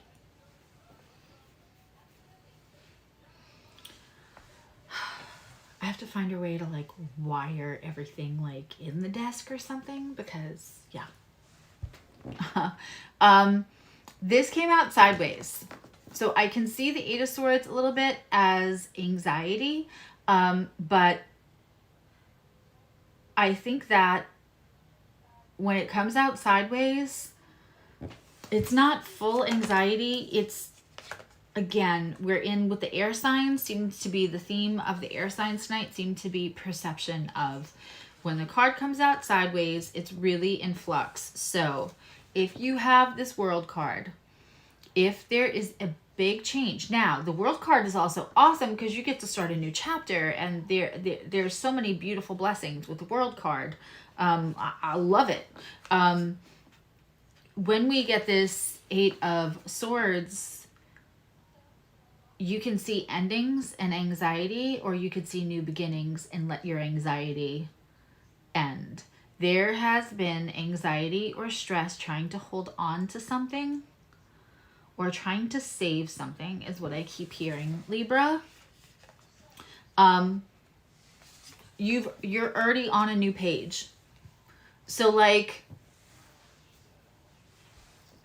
did you ever read a book that just devastated you? Like the ending was like, wow, and it sat with you.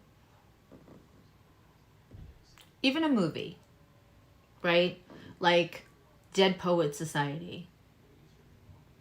When I watched Dead Poets Society, it was in my early 20s. And I will never forget the visceral, long-lasting effect that movie had on me and my perception. I wish I had the notebook. I probably wrote 12 poems about the discovery of myself through that movie. So I stayed in the energy, in the heavy, heavy energy of that story arc, of that cautionary tale, of that exploration of deep human fragility and power struggles and perceived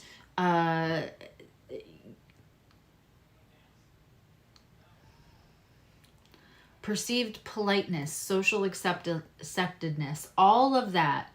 I was truly, when we're in our early 20s, we're trying to make a difference of who we thought we were going to be when we're in our teens and who we want to be when we grow up, or who we're told we have to be when we grow up, and taking on all of that responsibility in a heavy world and still trying to gauge of how much of ourselves are we letting through in there, right? That. And if you have not seen that movie, I beg of you to go see that movie. First of all, Robin Williams, that's enough reason. But that movie is so good. But when I stayed, I may have stayed, I was young. And I stayed in the, oh my God, when I look at my life through the lens, an interpretation and all of the layers of that movie, am I really being authentic? I stayed in the anxiety. You have a choice right now. Something has over. Something taught you a whole bunch of lessons. It is over and you get to start a new chapter. So you can either have anxiety over that, or you can let go. And just know that whatever brought you to this new beginning, it's over and you don't have to be anxiety. Like, universe is bringing you to a new beginning for a reason. You can either have a ton, and maybe you just need to do work on your fight or flight. Maybe you need to do 5-5-7 breaths to regulate your so you can be in parasympathetic mode. Maybe you need to do exercises with your vagus nerve or somatic releasing. You might have to do things so that you can recalibrate yourself. But you don't have to fully be anxiety. Universe is bringing this to you. Yeah. Dead Poet Society. It's on my, I am a bit of a cinephile, and it's still in my top 5. Color Purple. Dead Poet Society. Shawshank. It used to be one of my dating vetting systems. Tell me your top 5 movies. And if they're Die Hard, Fast and Furious, Rocky. And I get that there's a lot of inspirational quotes in Rocky, but I'm okay, this isn't. Because one of my top 5 is a foreign film. So, yeah. Can Fast and Furious be a good movie? I'm sure it could be. But if it's in your top 5 life devastatingly changing movies, then we probably are not a match. Fisher King, also amazing. I like New York in June. How about you? Yes. Well, Emmett Otter, Jug Band's Christmas is my favorite Christmas movie. But not like, yeah. So,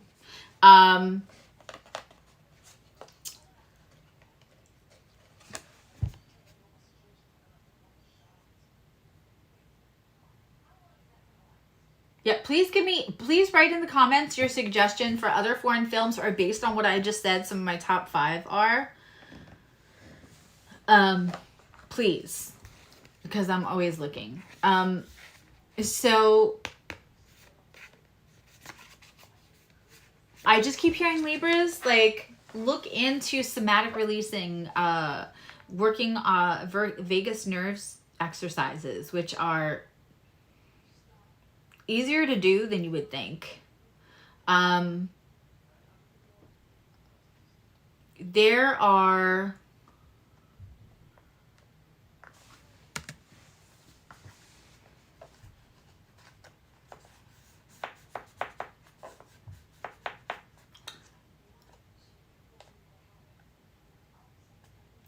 things that have changed for you, Libra, and they're good for you. However, you're still having anxiety. Again, look into doing some of those 5-5-7 breaths. They're all things that you can look up that you can do to help you through these moments when you are, you know, really stressing out over what has changed, because the change is good for you.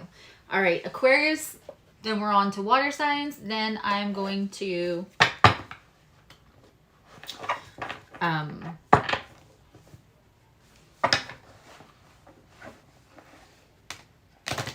gonna give away another reading. In the Mood for Love is an excellent foreign film. Matchstick Factory Girls, excellent movie. Yes. And Like Water for Chocolate is just one of my favorites. I also really like Princess Mononoke is my favorite Miyazaki. Just not really a foreign film, but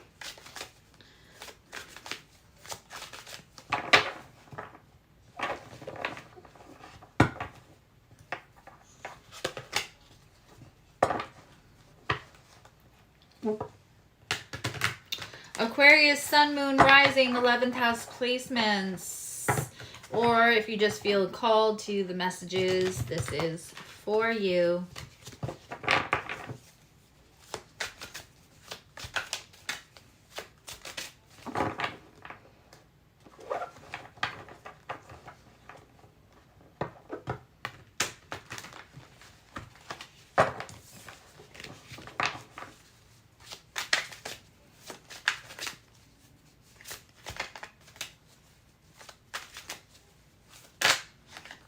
Okay. Aquarius, you got 3 cards. You're the only ones. 3 cards came out.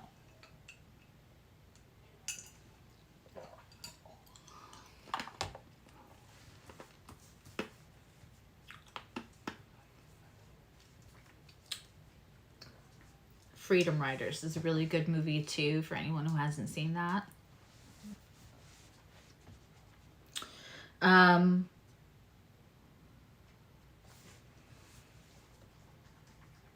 Il Postino, if you like Italian foreign film. Okay. Which might have Monica Bellucci in it, but I'm not sure. Il Postino. I-L. Postino. The 3 of Cups in reverse. 9 of Cups in the upright. 3 of Swords in the upright. So we have lots of triangulation here. 2 3s and a 9. It's a lot. This is supposed to give you movement. If we break this down, and I feel with 2 3s and a 9, we should. I'm breaking this down. That's a 15. And then that breaks us down to 6. That is movement.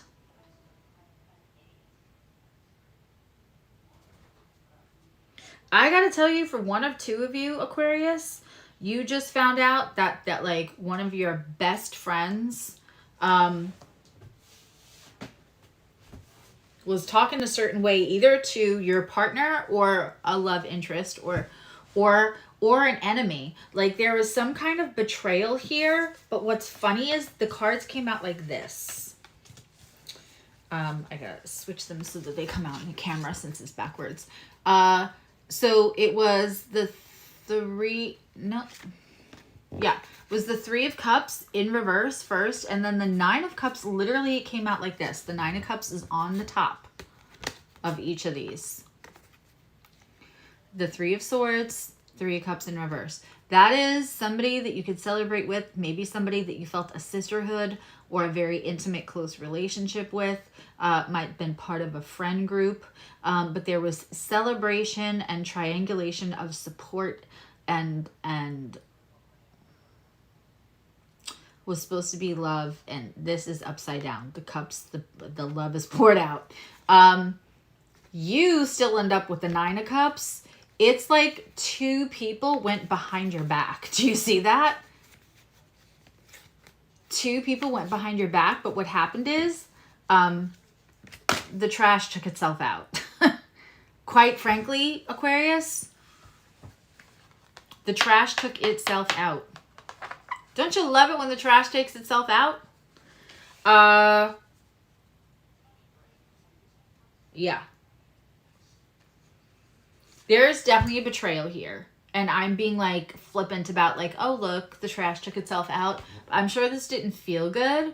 But at the same time, if you have a lot of Aquarius energy, you know how to like not have the attachment to the person and look at the whole wide situation and be like, why would I want to keep shady, toxic people in my life?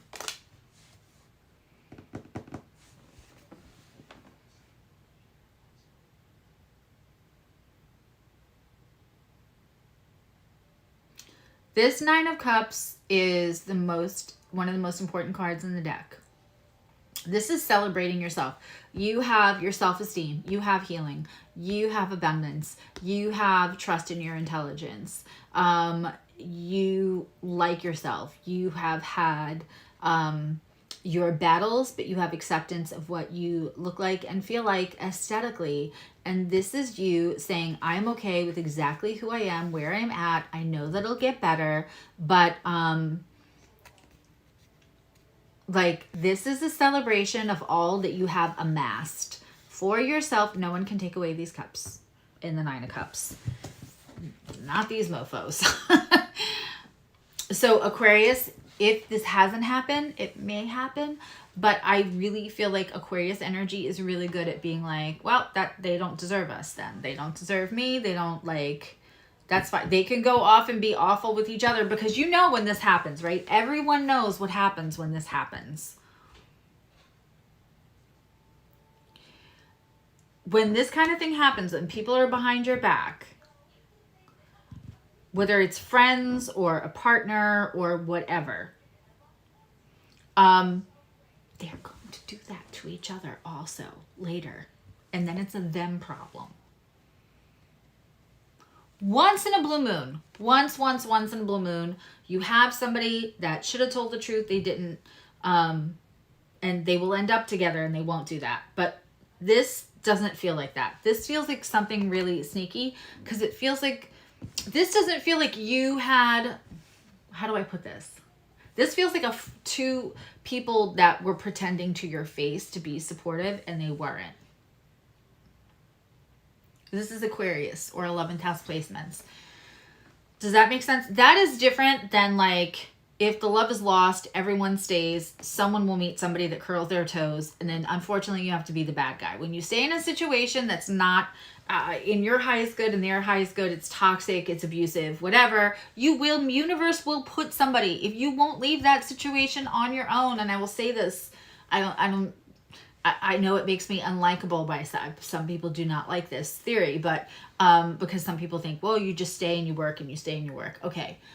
When a relationship feels like so much work that it outweighs the joy and you don't feel heard or seen, you don't feel like your soul is satiated, but you stay anyway, the universe will be like, okay, well, all of that isn't enough for them to leave and put themselves in a happy, healthy, more peaceful situation. So what we're going to do is drop this here person right on your front door, at work, wherever, doesn't matter, on the internet. That person will get dropped right in front of you. Universe will be like, maybe now they'll get out of that toxic situation, right? And that is different than this. This is two people that knew that they were doing you dirty. Like, and that you can, so like, if somebody cheats on us, right? And they're completely in love with somebody else and they're going to move forward, we have to let them go. We should. Right? If we've stayed in something where we know that it's not the love that it used to be, it's not the passion, and universe drops somebody in front of them, or universe drops, we walk away from that, as ugly as or messy it can get. But when it's friends, and sometimes we try to, like, what can happen is when there's triangulation, the thing that we don't talk about is that it starts to become a competition when everyone knows each other.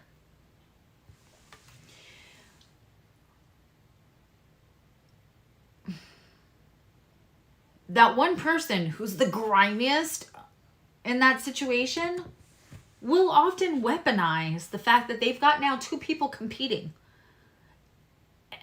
And that is the poster child of play stupid games, win stupid prizes. Because I promise you, the person there's a difference between this is all not working and I didn't go looking, but somebody showed up, and somebody who's weaponizing the competition when they've been untruthful for their own ego stroke.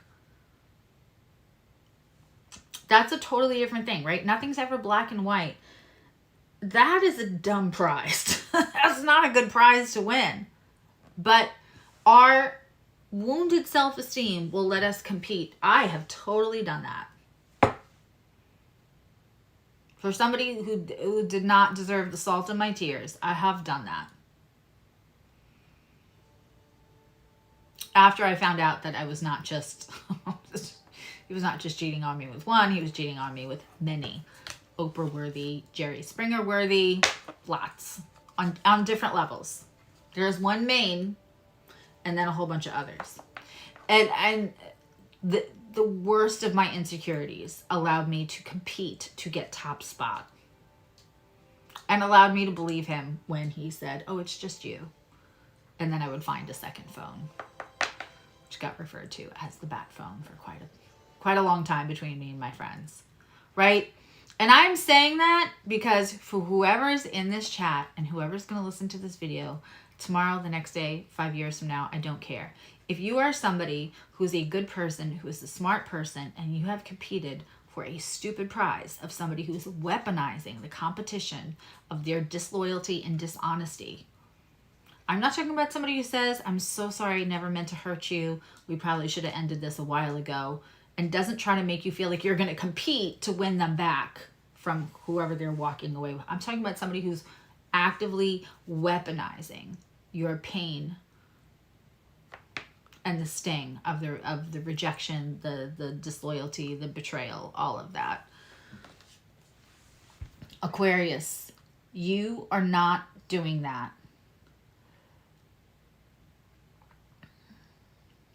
You are not doing that. You are sitting there celebrating. Like, you both can have each other. That's fine. I'll be out here by myself, sleeping like a baby at night, not worrying about who's cheating on me and who's lying behind my back and who's betraying me.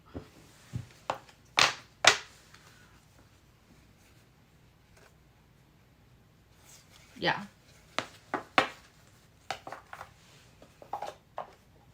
If it hasn't happened, I am holding space for you. because it doesn't feel good.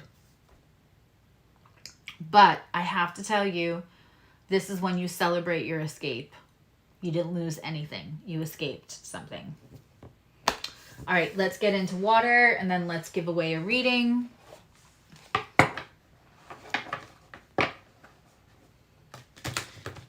And just one last reminder for anybody who's new here, please don't miss 11 a.m. And if you miss Sunday, there's going to be a second premiere where you can actually ask us questions.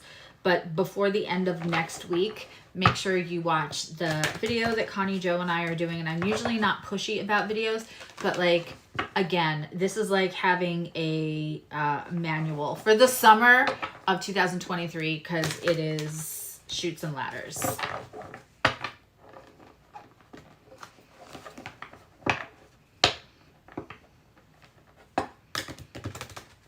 You look so dumb right now. Yes.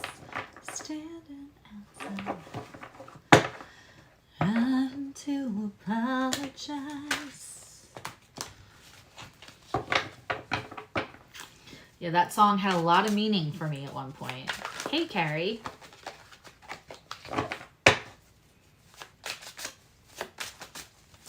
That is your generation's song. My generation's song was The Juice.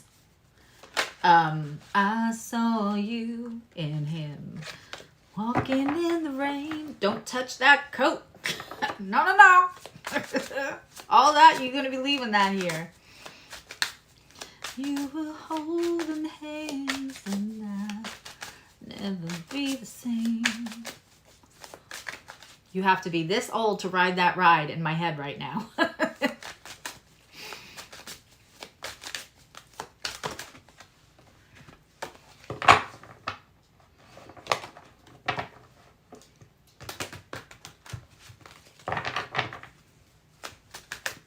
Hey, Em, could you take a break? If you timestamp this, can you, I will look at the timestamp for Scorpio.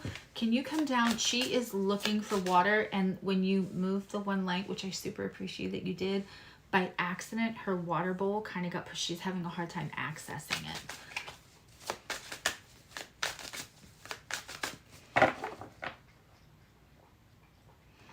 I want to say that song is about 1986.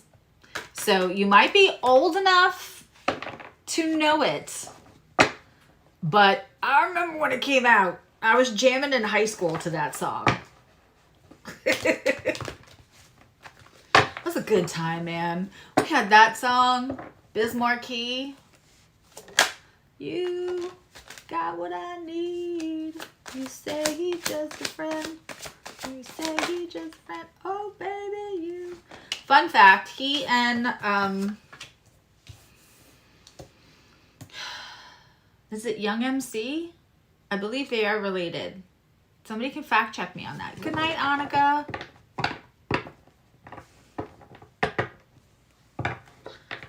Young MC is Bust a Move.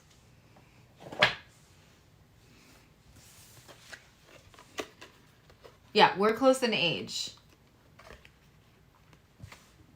Okay, very, very, very, very, very interesting. We have a king and a queen. In the Cancer Capricorn axis, we have Pentacles and both female presenting because there is a king in both masculine and female presenting in this deck of cards, which is the Mystical Moments, which I got from my niece, Faithy. Love these cards. Like, oh my God, that's going to be 2 years ago I got these. And they still feel like the new cards that I'm excited to use. So they both came, we have the Queen of Cups here. She is fully emerged. We can tell the way her hair is, even though her hair is tentacles, she is fully emerged in the emotion, but she's comfortable with it. She is not going to let you call her too sensitive. She feels like that's a you problem for not being able to feel your feelings. You're not going to call me too sensitive, and I'm not going to cry when you call me too sensitive. Like, my feelings are my superpowers. And then we have this incredibly serene, beautiful King of Cups, right? I love the pentacle as a fan, or the daisy center, which is a pentacle, but as a fan. Both in reverse. See what I'm talking about there? Yeah. And she keeps walking over to try to use it. Thank you. So when we have these in reverse,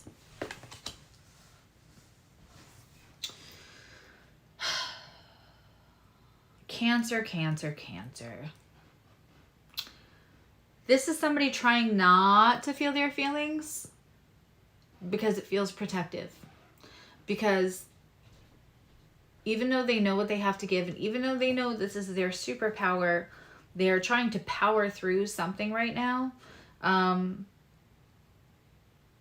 It could feel like for a lack of a partner that's going to be stable in the way that they need. Oh, yeah. Okay, so that just came through. Like, that felt like an ice pick in my head in a good way. If you know, you know. I can't explain that.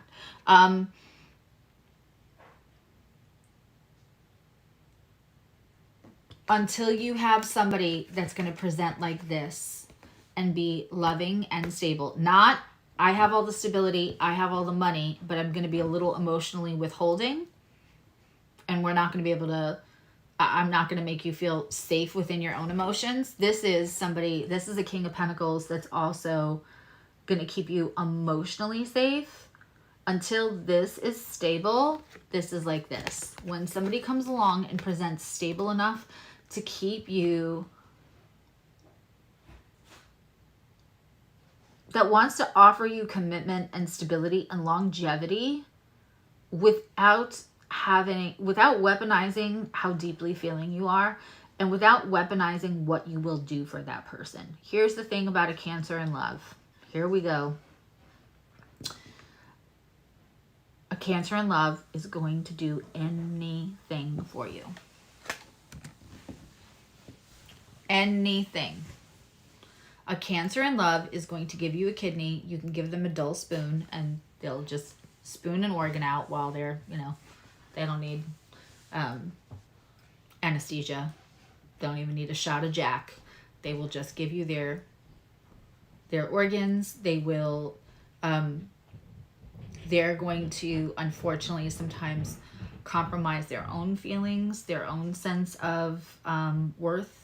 They are going to do anything once they love you and once they're in. They're probably going to be picky about getting in. The reason why Cancers are picky about getting in is that. Because they know that they don't have a midway on that dial. Once they're in, you're getting 110% from them. Anything they can give you, they will. So this is, and I mean, this is our Cancer reading, and this is about as Cancerian as it gets. Cancers, I feel like here's the problem. You don't want to do this until this does that. And I get that. I am a Cancer with a 10th house sun. I totally get all of this, right? But, and I have been this. I have been this recently. But if you don't do this on your own and not make it conditional to what somebody's offering you, this can't come in.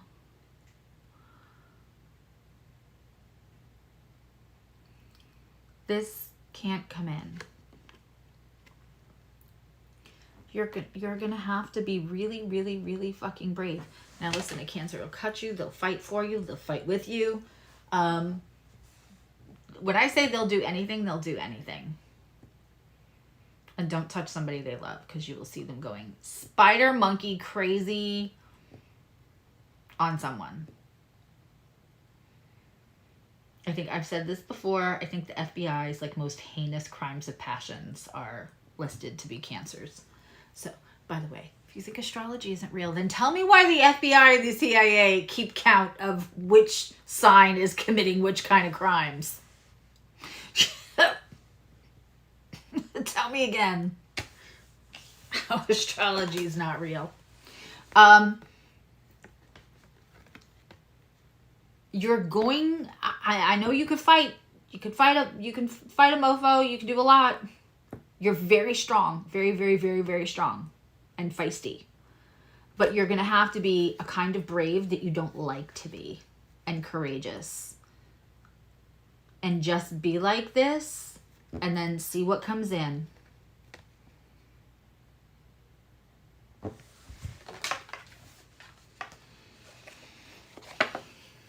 I know, that's crazy. Why would you open up? Because that's what you used to do and it got you burned. So you're not going to do it now, but you are. You're going to have to. Because guess what? You're not the old you. You're not the old you that let somebody in quick. Kind of like, whose reading was that? Leo's, right? You're not that old that wanted a door and acceptance. And of course, yes, you get it. I'm amazing. You're amazing. Well, let's do this, right? That's also very Cancerian. So unless somebody's going to give you all of it, everything, the stability, you're not opening up at all. But the problem is that listen, you can take moments to protect yourself. You can take moments to get quiet. When I say moments, they could be periods of time. That could be a year. That could be a month. That could be a week, whatever. Hopefully it's longer than a week if you need time to like rest to protect yourself.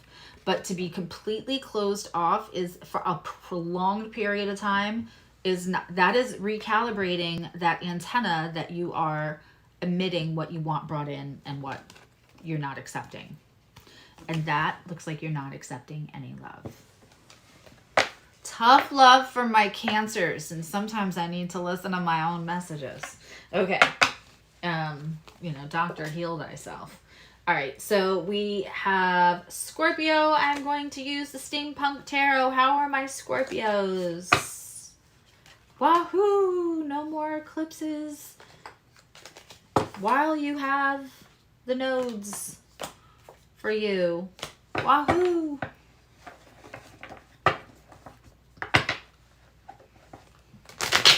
Scorpio or 8th house placements. I'm hungry.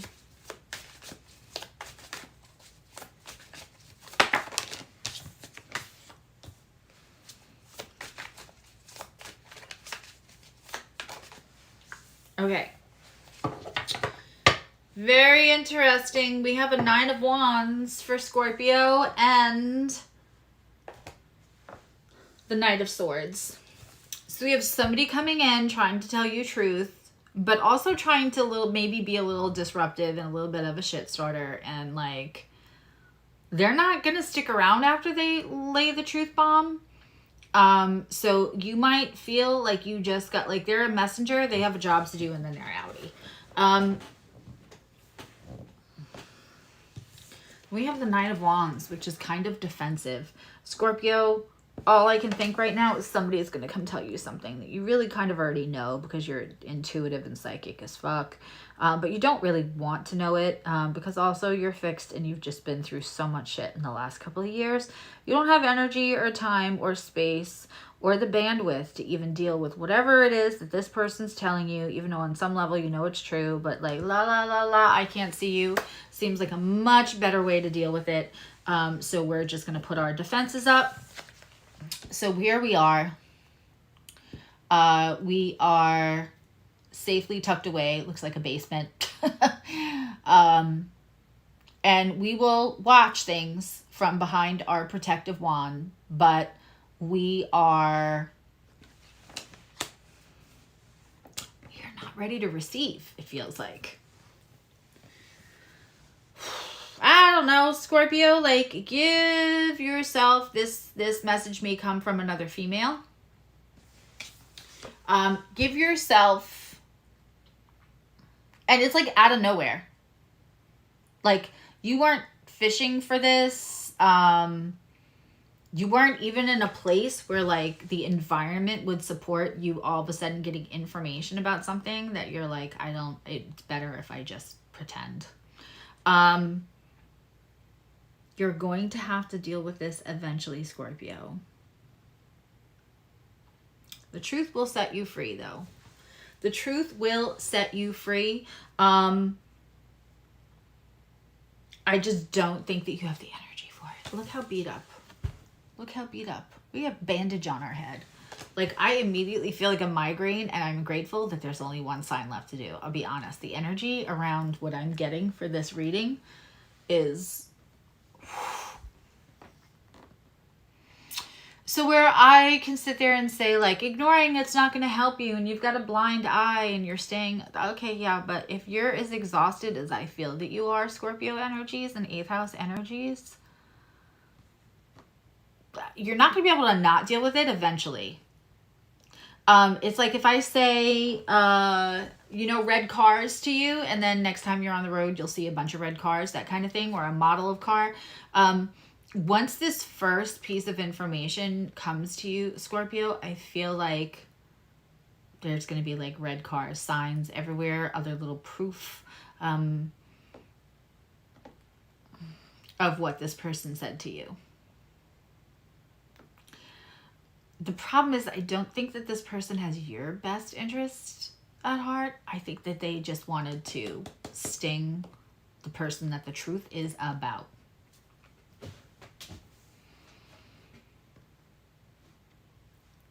So it might want to sting you a little bit. So it's hard to see. You could be like, oh, this is just an a-hole that wants to hurt me and hurt this other person because, you know. But I do feel like you're getting truth here. And I do feel like you don't have the bandwidth to deal with it. And that's okay. But eventually, you know, I keep talking about it. The astrology of the summer, when the shit hits the fan in Leo, and that stuff is all opposing Aquarius and squaring Uranus, surprises. Guess what it's also talking to? Scorpio. It's all fixed energy. Over the summer, there's going to be a place where you cannot ignore anything anymore. But if you need to take rest from it, it's okay. But if you're questioning whether what this person said to you was the truth or not, I'm going to say it is. I'm going to tell you it is. Whether it was embellished, I am feeling embellishment. Whether it was exaggerated, embellished, or dramatized to make it sting more for either you or the other person, yeah. But is there core to the truth? Yes. Yeah. So rest up, do what you got to do, self-care, get yourself ready, because I have a feeling that this summer you're going to constantly get little crumbs that support this truth that you just heard. Okay, let's Pisces. How about these? It's cuffing season and all girls be needing. Need a big boy, need a big boy. Big boy. Why am I hearing that? Somebody's got their eyes on somebody who's like sweet and funny, a little husky. Like they're tall, but they also have like a little bit of a belly, like a little weight. But you just think they're like adorable. They've got a little damage. Holy cow. And so they're like funny behind all the pain. And you kind of want in. But they also have self-esteem problems, which is making like the actual connection getting going problematic.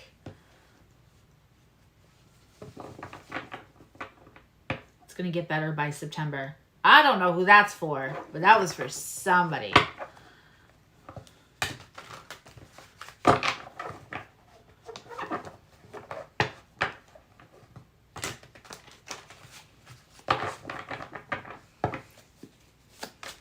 Okay. Yes, Monique, exactly. I said that in the beginning of the video too, to thank everybody who serves, and everywhere, and every globally, anyone who serves in hopes to make things a better planet for everyone. It's very brave.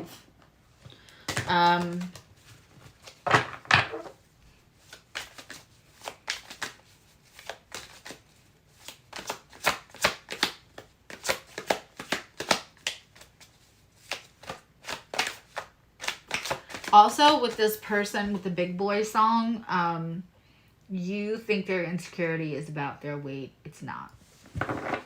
I heard they got plenty of tail at any size with that sense of humor and that smile. It's much deeper than that, their insecurities. So giving them compliments or telling them that you think that they're hotter than some guy that looks like he was like, you know, could wash clothes on his stomach. That's a washboard stomach reference. Sorry if no one got that.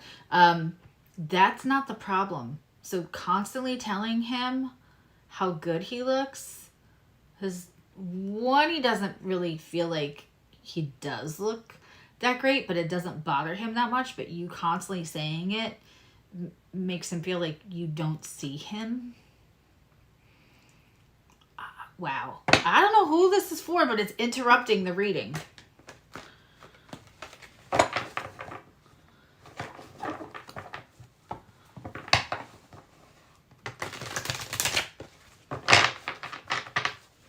Constant reinforcement that he's hot or sexy or attractive or insatiably attractive at any size.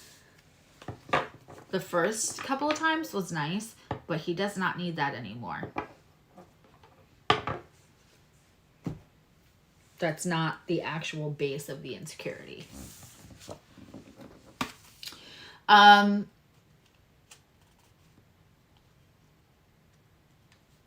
So Pisces, the rest is over. Like,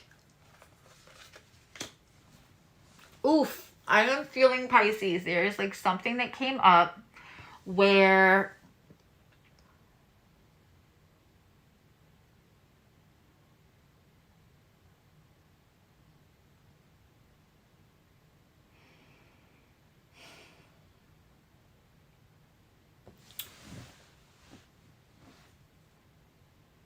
it doesn't have to be all or nothing, Pisces. Sorry, hold on. There's like so much coming in.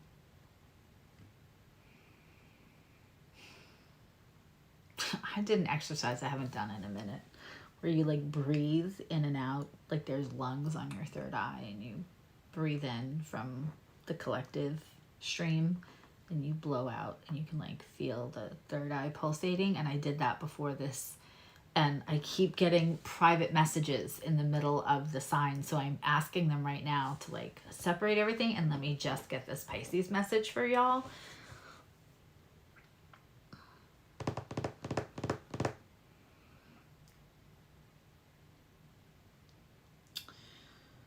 So the Four of Swords and the Six of Swords, both in reverse. One says it wasn't time to like leave or move, but it's also not time to rest anymore either.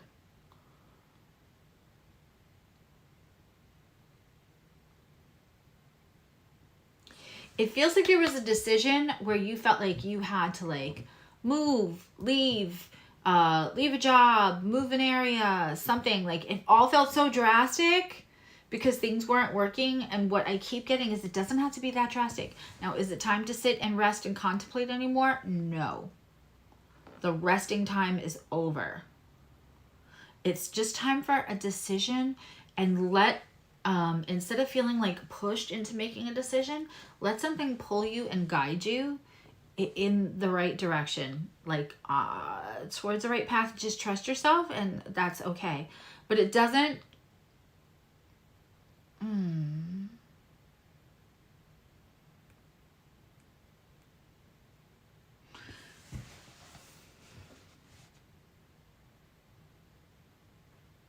there is an extremism, and there can be an extremism with Pisces.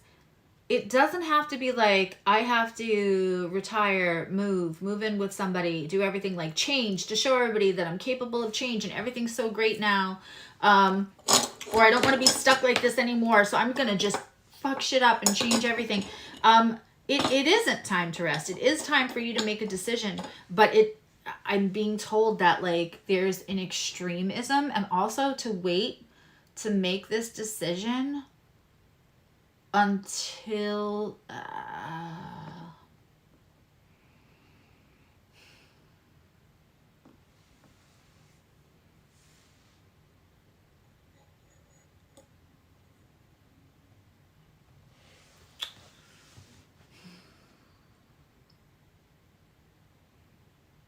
mid to the end of June.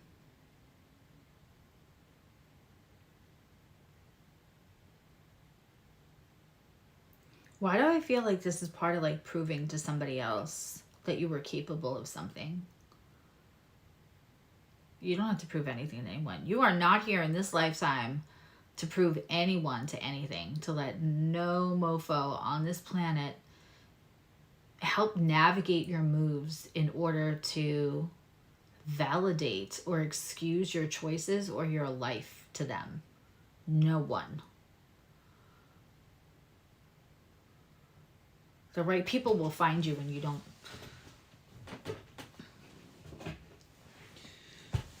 care to prove that anymore.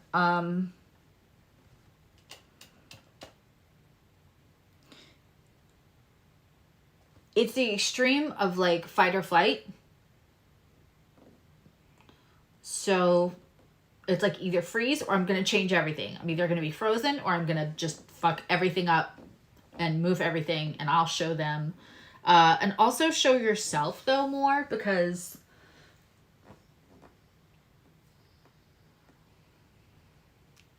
you don't feel a great sense of worth when you are in distrust of yourself, and when you are frozen, you're really hard on yourself around the lack of decision or movement. But you're allowed to move without the extremism of changing everything. Does that make sense? I almost want to get... I need a third card. And I haven't needed a third card or a clarifier until now. You're supposed to hold back. Don't make the big move. Don't leave your job. Don't leave your person. Well, don't like file for divorce. Don't physically move. And don't move one of your kids out, like for good, or move out of a roommate. There's something here that's like, just please wait, because there's something else that you don't know yet before you make this big move. You do have to make some moves, but it feels like make them quietly. Only satisfy yourself. Let's just get one card here. Then we're going to give away a reading. Actually, the attendance is less. There's less people in the chat now than there was before, so you have a bigger chance of winning a reading.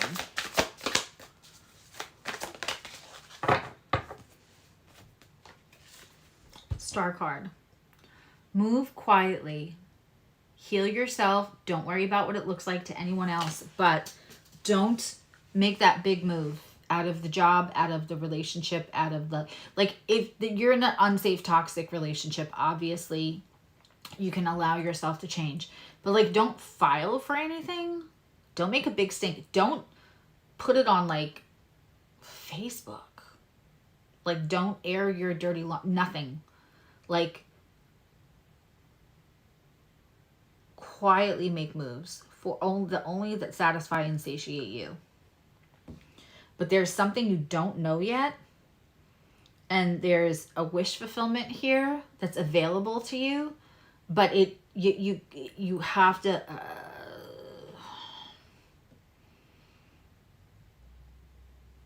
if you go full on extremism about the change, it's not going to be in your best interest. Pisces, I hope that is helpful. All right, let's give it away another reading. But before I do that, and our attendance just dropped even more, so we have a better chance. I want to remind everybody about Connie Gemini and the Summer of Love. All that glitters is not gold. The astrology of summer of 2023. That is 11 a.m. and then it will go quiet. And then it'll get put back up after it's edited, probably Tuesday or Wednesday. I just have to check with Connie Jo which day is better for her to be present, available to you guys in the chat. I could do it whenever, but hey Kit, but I want to, like, who doesn't want Connie Jo to ask questions, right? And hang out with her in the chat. And she's just so much fun. So I'm sure we'll know that by Sunday. I want to invite everyone. Oh, and also a reminder that by the end of tomorrow, I will have series available on my website, and also I have I hadn't been talking about it, but I added like a new baby package that you can give as a gift, that comes with like 2 different charts. One's like just pretty and a keepsake. It doesn't have all the aspect grids and explanation tables. It's just really pretty. It's like some of them have water or clouds or what have you, or night skies, the moon, but they're just like the name in pretty writing. There's no who I am, or where you can reach me, none of that BS. It's just pretty for a wall. And then there's the regular chart, and there's a report, but also it comes with a how to help you parent that child or what to expect. But also I'm going to be having the series for people who are going through things and are booking. If you are going through something and you're going to be, I'm going to see you once a month for 4 or 5 months, or see you every 6 weeks. I want to offer people the ability to buy that in a series, so that there will be a discount.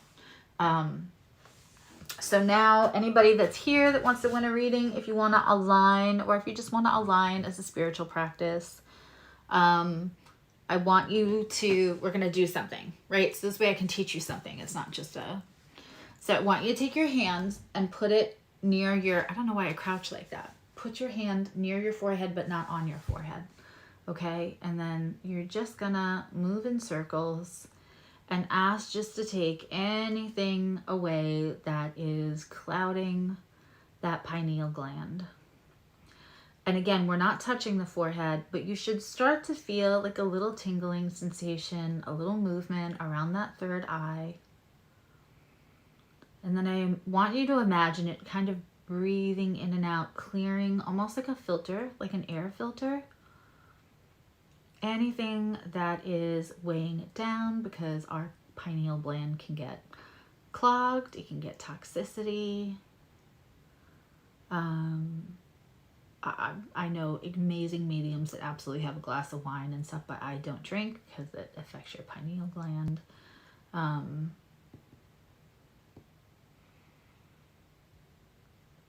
So just keep moving your hand in circles.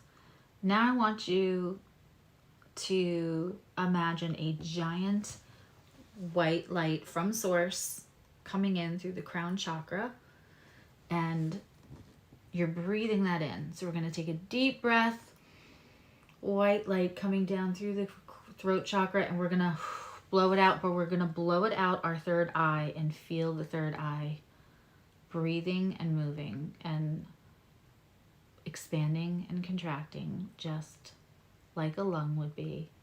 So we're breathing in, big white light.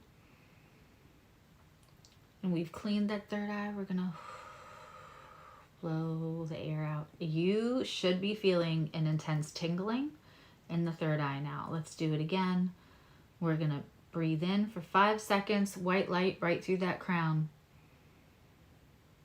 And we're going to hold it for 3, and then we're going to blow out for 5, right through that third eye.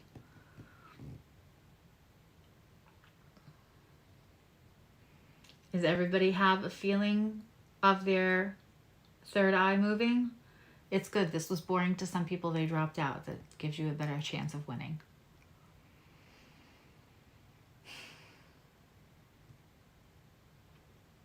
Okay, now I'm going to pick up an object. Before I do that, I want you to take one more breath. White light consciousness. We're all connected. So in those little strings, in those little threads, in those little bubbles of light, in those molecules of one consciousness, light and energy, I'm in there. So when you breathe in through that white light, part of my consciousness and what I'm thinking, what I'm holding, all of that is going to be in there. And you're going to breathe that in through your head and let it go out, okay? We're going to do that one more time. Once I pick up, yeah, it should be tingly. It could be warm. It just feels like there's something. You're very, very aware of it. But that is your pineal gland. It's a gland. It's an actual gland. Let me see what I'm going to pick up. Okay, I have it. So now I want everybody one more time. You're going to breathe in that white light through the crown chakra, all of those molecules. That's a one love consciousness. I'm in there. I'm in the little molecules. I'm in the little light bubbles. In through the crown chakra. Out through the third eye. And you can just breathe in and out quietly and feel the third eye pulsing. Okay. What color is the object I'm holding? And I will give you a hint. It's a color with a description of the color. So it's like a well-known shade of a basic color.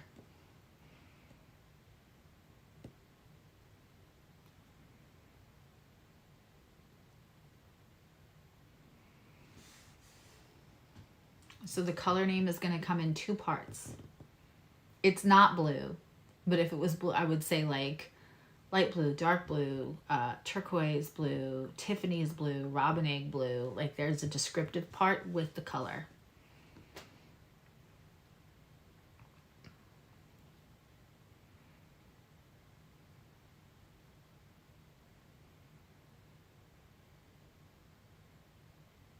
So it's going to be a 2. The color is going to have, right, like fire engine red. Right, lime green. Got it.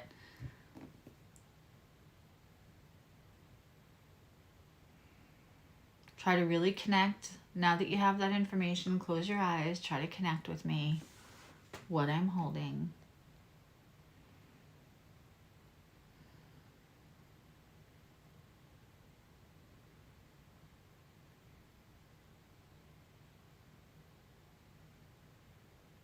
It's definitely got 2 words.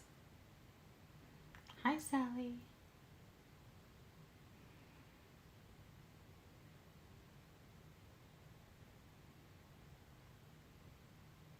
All right, I'm going to give it a few more. Somebody got really close twice. It's the same person, and they got close twice. So if nobody says the exact name of what I'm holding, then I'm going to give it to them.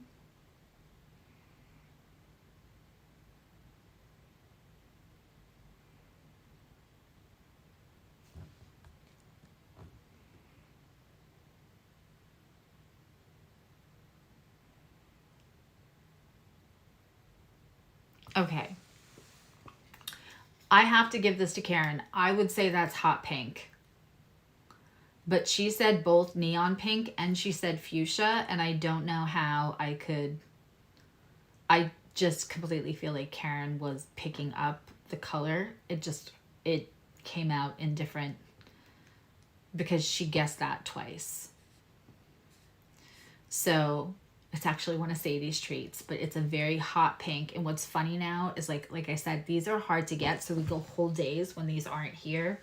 And we had like 2 days when they weren't here. Now she knows when she sees an Amazon package, she gets like literally excited and she like goes nuts when we get these in. This was the very last one, but it's hot. I would say this is hot pink. But I can't in earnest not give it to Karen, because Karen right away said fuchsia, and I was like, oh, that's close. I think fuchsia's much deeper and has more of a red pink. But then she said neon pink, and the combination of those, and no one else was saying hot pink.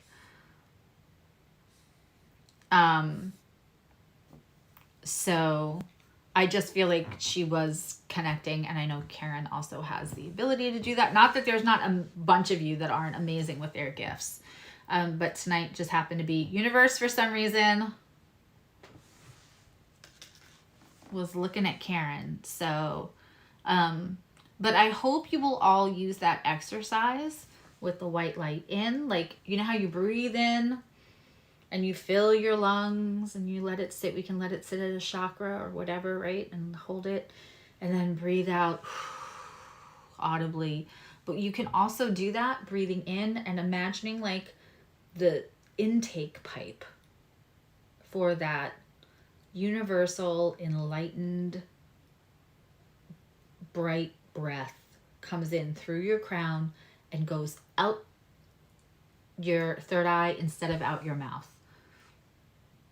It's all very visual.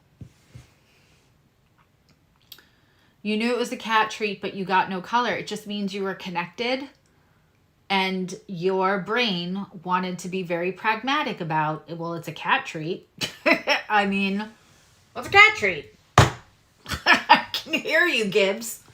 It's a cat treat. Why am I getting cat treat? I don't know. You know, but, and you know, so it's very interesting because you just pointed out something. So thank you. I just want to say something because of that comment, right? I've seen like TikToks and things where people said, can you visualize a purple apple?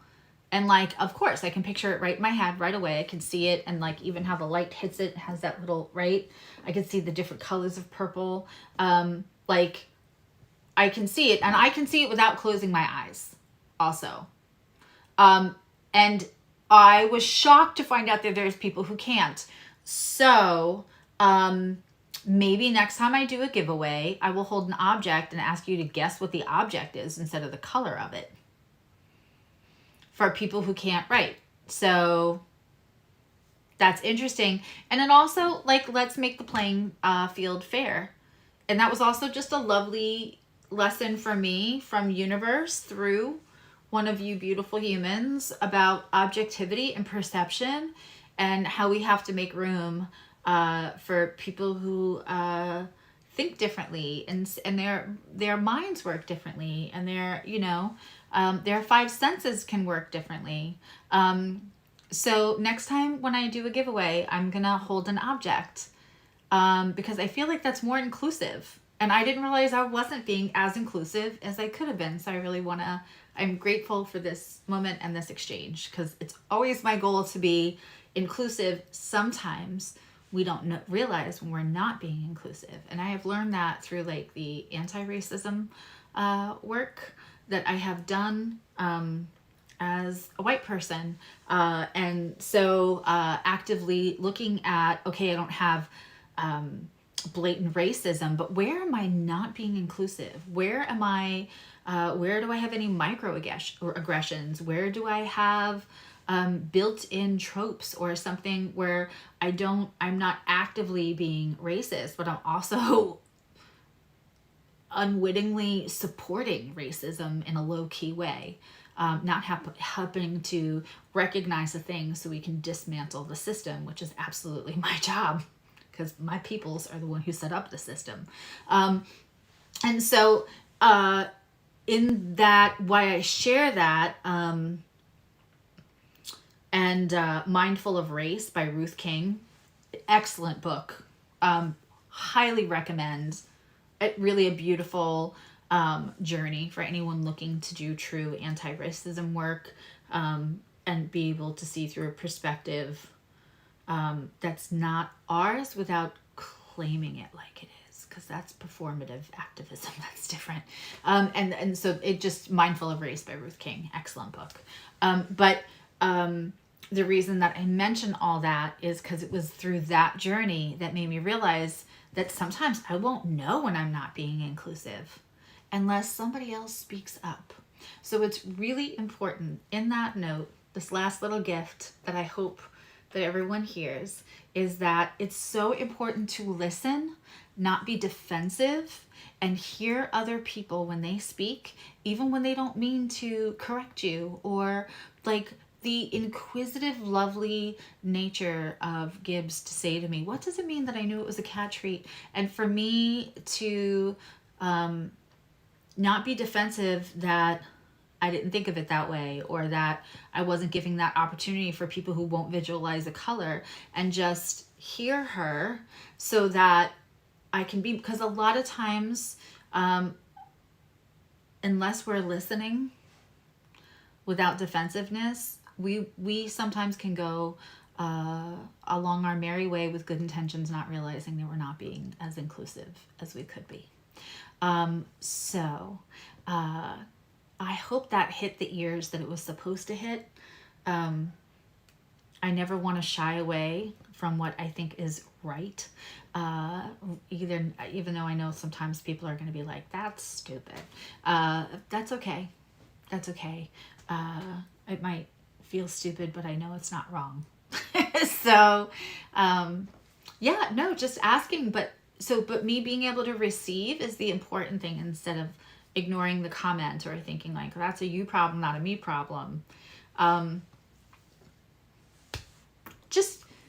It just felt like a little nugget from universe for all of us to like understand that sometimes you really have to listen to other people and not be defensive, so that we can, because that helps us expand. If you want to have a third eye, if you are interested in being able to like pick up on your kids, on things that make you trust yourself, to sharpen your intuition for your own life's benefit, let alone that whether you want to do this for a living, expanding your perception and expanding the idea that your perspective and what you're able to hear, that will help you connect to other people. It will help you, give you a more universal, not just knowledge, empathy, and accountability that will keep you ethically aligned with your purpose and your spirituality. Because when you become unethical with your gifts, they will not grow stronger, they will grow weaker. So all the little efforts that we make to be ethical, which includes being inclusive, will help you with your gifts and help you with your walk as a human in this world, on this planet. All right. I love you. Now you love you. Thank you for listening to me ramble once again. And I will see you all on Sunday with the amazing Connie Jo Skywalker. Good night, everyone.